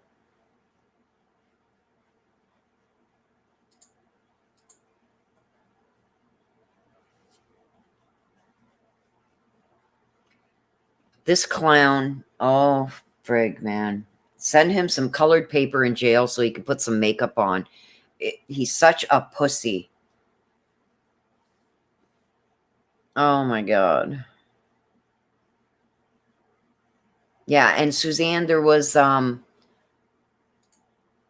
text messages and one to Barry saying in that same message where she says, "I'm done." She knew what he'd been up to for the last year or so. So it's like, give your friggin' head a shake.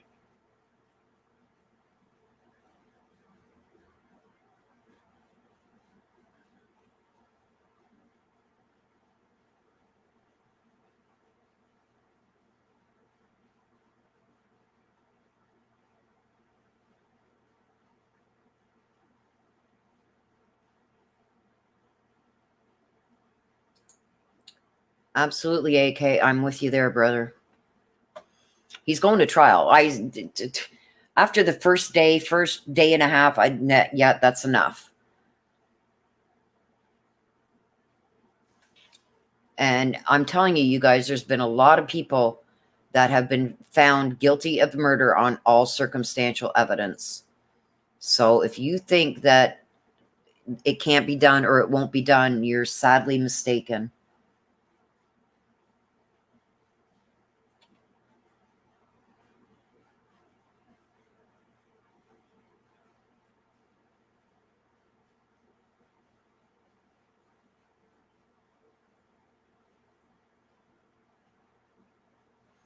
Yeah, I want to know that too. I seen that picture where he's grilling something on the barbecue and there's peanut butter there.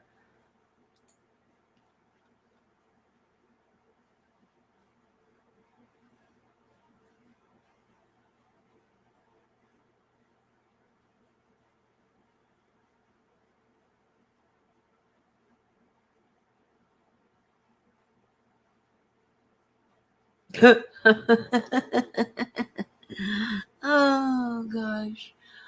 Thank you, Batty Cake, for that. I needed a good laugh.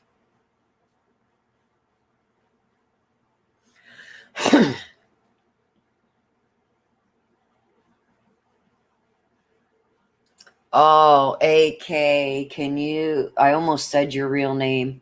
AK, if you could go back in time and do that interview again, oh my gosh. Oh my gosh. And if you guys haven't subscribed to AK, one of my mods, can you put his link up in the chat, please? Go on over there, give him a subscribe, give him a like, share his stuff out. You won't be disappointed. He's boots on the ground. He's been searching for Suzanne avidly. I can't talk. Since day one. And he's still out there and still searching. So please go on over there and give him some support and some love too. He just hit 1,000. I want to see you guys. I've got 1,100 people in here right now. I want to see him hit over 2,000 subscribers by the end of tonight. Please go over there and give him a subscribe. He deserves it. This is all coming out of his pocket.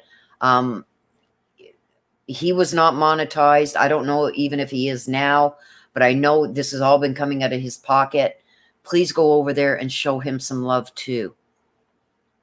Thank you, you guys. Thank you. Thank you. I want to see, I'm going to go and check his channel when we get off, when we're done. I want to go over there and I want to see that he's over 2,000 subscribers. I'm not monetized either, you guys. I'm not asking for any money from you guys. All I'm asking you for is give my video a like, subscribe to me if you haven't, and please go over and subscribe to AK. That makes my day and makes everything that we both are doing, AK Boots on the Ground, and me bringing this to you, makes it all worth it, and that's more than enough payment for me. So please go over there and show him some love. There is AK's channel, you guys. Please go over there and subscribe to him. Okay, let me check and see what else is going on in the courts here.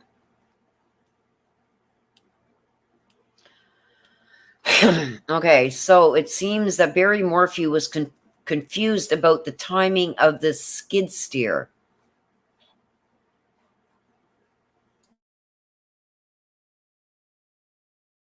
Sorry, you guys, my throat's getting really dry from all of this. Thank you, everybody, for going over there and subscribing to AK.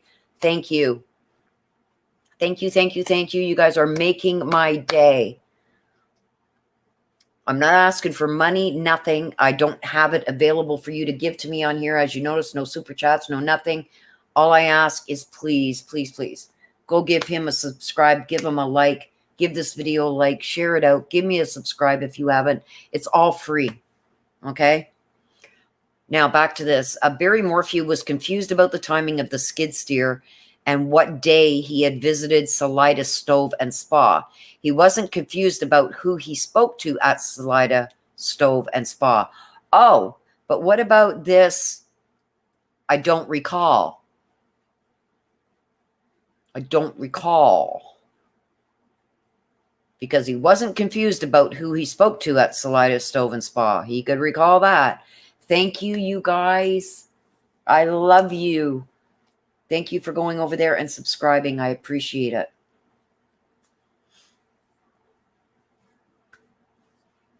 I'm crossing my fingers. I know you guys can do it. You can hit that like button and you can go and subscribe to AK. Please, I'm asking you.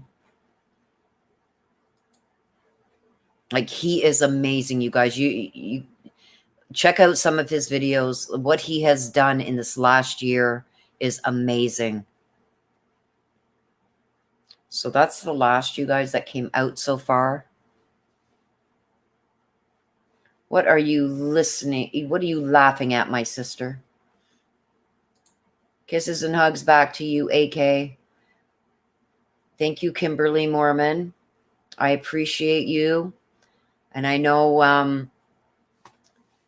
AK is doing everything that he can for your family. So, and if you don't know, Kimberly Mormon is, oh my God, please tell me I don't get this wrong. You're Suzanne's sister, right? Am I right? Kimberly? Yes, Real Gone Gonzo too.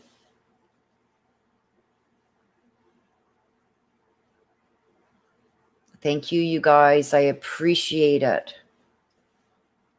And I know AK appreciates it too. I don't mind you all popping out and going over there as long as you come back. You're not going to miss anything. It will all be in the live chat, and you'll be able to hear me of what's being said. I don't mind.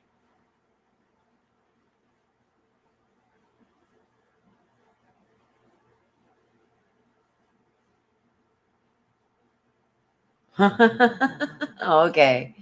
I was wondering, sis, what you were laughing at. As long as I got Gabby smiling. Love you, Gabby. Okay, let's check this out. What else do we got here?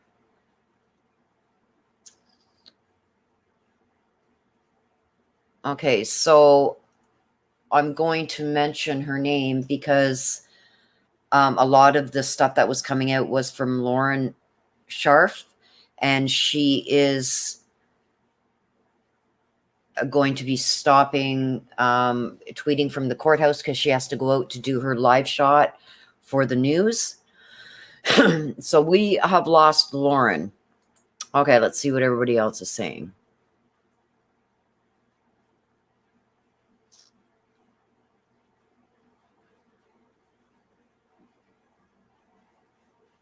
Okay, so Barry Morphew also told investigators the night before Suzanne Morphew went missing that they had had a nice night and were intimate that night, and then he went to bed. Well, if you went to bed, Barry, after being intimate with Suzanne, how was your phone pinging everywhere, like at 3, 2 o'clock in the morning, 3 o'clock in the morning, 4 o'clock in the morning, 5 o'clock in the morning? How did you go to bed? You didn't go to bed. No, no, no, no. Liar, liar, pants on fire. No, no, no.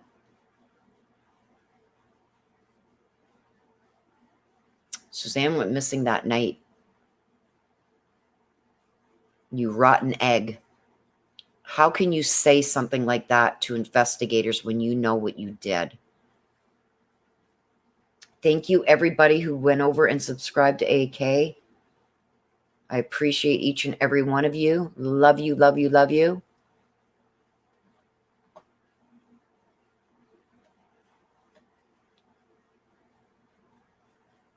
Oh, yes, he is pure evil, Maureen. Pure evil. Woohoo! Okay, so AK is at 1.22. Come on, you guys.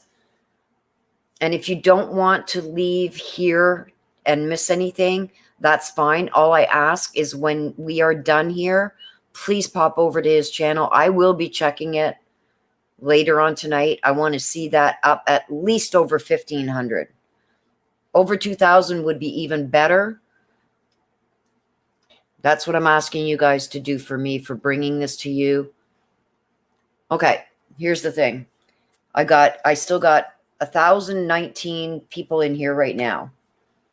If you guys don't get AK at least over 1,500 to 2,000 subscribers, I'm not going to cover this tomorrow. Thank you, everybody that's gone over and done that. So there you go. There's your challenge. Within half an hour of me ending this session, if I don't see him over 1,500, I'm not going to bring this to you guys tomorrow. I'm just joking, you guys. I wouldn't do that to you. But please, that's all I'm asking. I'm not asking for any donations or any money or anything else. And he does. He deserves it. He has been still searching for Suzanne, and he has been for over a year. He's going up the mountains. He's going into the terrain. He is going into the caves. He's wading through water. He is doing everything to help find Suzanne. Look at, I got goosebumps from head to toe. This man is amazing. So please go and subscribe to him. Show him some love that he very well deserves. Okay, so here's some more. Barry Morphew told investigators that if they believe he found out about the affair and did something, that they were completely wrong. Thank you, Allie. Thank you, everybody who's gone over and subscribed. AK has been on YouTube for well over a year that I know of.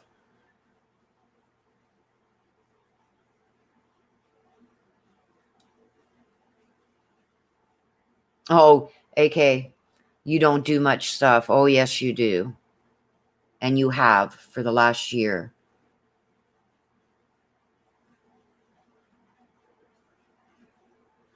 Yeah, I agree, Chihuahua. If anyone will find Suzanne, AK will. AK and Gonzo. Yep. They will find her. I have faith. AK's trying to be downplay what he has done over the last year. And that the true gentleman that he is. That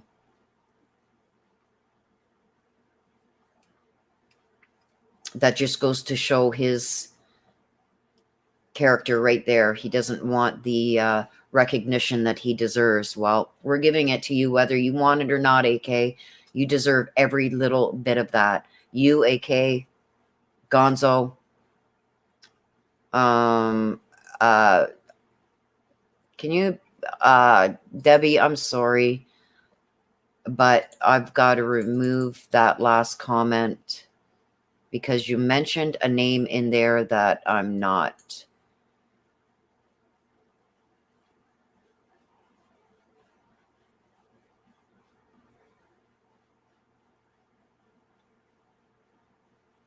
Sorry. I've got to remove that. Debbie Price, I am sorry, but there's a name in there that I do not wish associated with my channel. Thank you, everybody who's gone over and subscribed. I appreciate it. So let's just see if there's anything else. It should be wrapping up very soon. Okay, so Barry Morphew told investigators during the interview that after they told him about Suzanne's affair, was that it blew his mind and thought they lied to him to get a reaction out of him. Thank you, everybody who went over there and subbed. Don't listen to AK. He deserves each and every one of those subscribers. Oh, me too, Steffi SG. I would love for it to be AK and Gonzo finding Suzanne. And I'm going to do everything in my power to help lead them there too.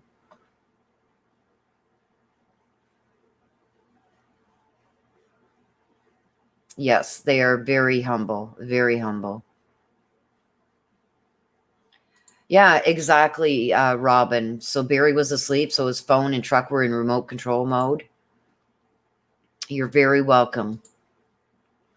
Okay, let's see what else has come out. I know Lauren has stopped tweeting because she has to go outside for her shot for the news, but I do have others that I'm still following, and they are still putting stuff out from the courtroom.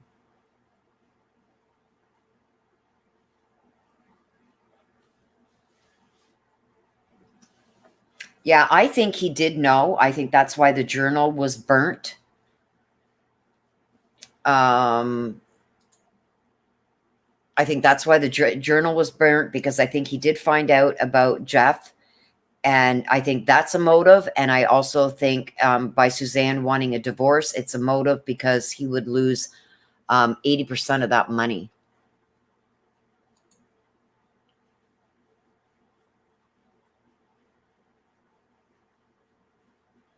Yes. Very humble man you are, AK, and we love you.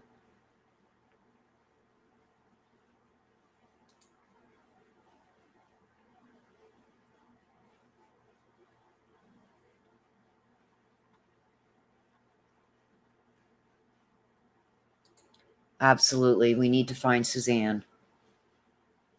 That's why right away, I almost said your real name again. That's why right away, AK, I sent you a message when I got what I got in that last read about the windmill and that storage thing in the tree.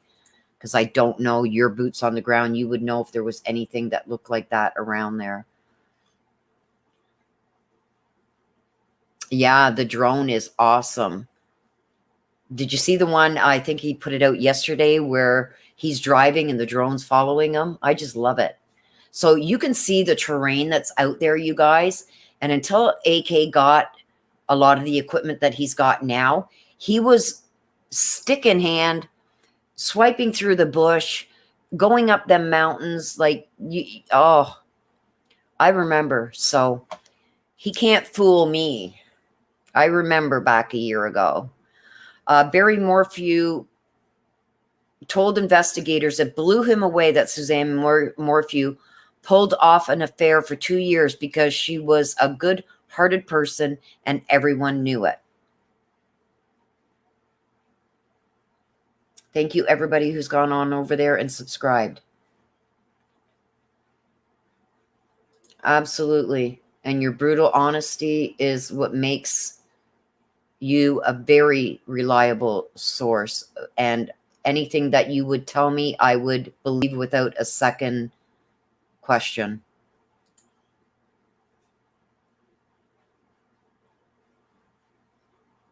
They just put Alexandra right above your comment.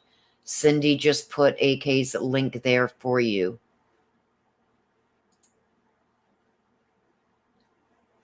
Kudos to AK. Thank you, Missy. I miss Missy. I miss you, girlfriend.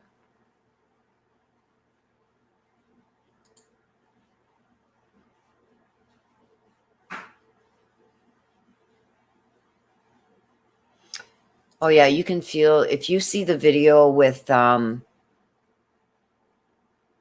and Adventures with Purpose when he's talking to them at the window and the tears just well up in his eyes, Like, his heart is in this, you guys. He's doing this for the right reasons, and we're not asking for anything in return. So, except for maybe a subscribe and a like. Okay, with that, you guys, the day is now ended out.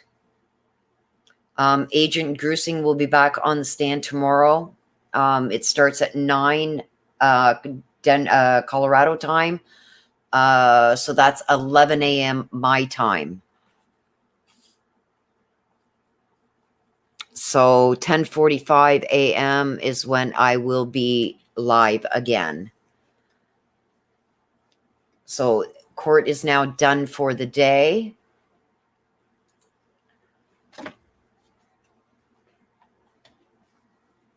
So there you got it, you guys. I will see you guys all back here again at 10:40 a.m. Eastern tomorrow morning.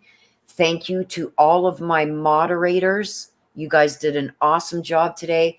Thank you to all of you guys. All AK. I haven't done 100th of what you guys have done. My hat goes off to you guys and to you personally, and you know that's coming from my heart. I've known you for a while, AK. Okay, so with that being said, you guys, I'm going to let you guys get to your dinners and what else you got going. For our friends in the UK, I bet you guys are really tired. It's going on 1 a.m., I think, your time, and even later for others. You don't know how appreciative I am of you guys all coming and watching and supporting us.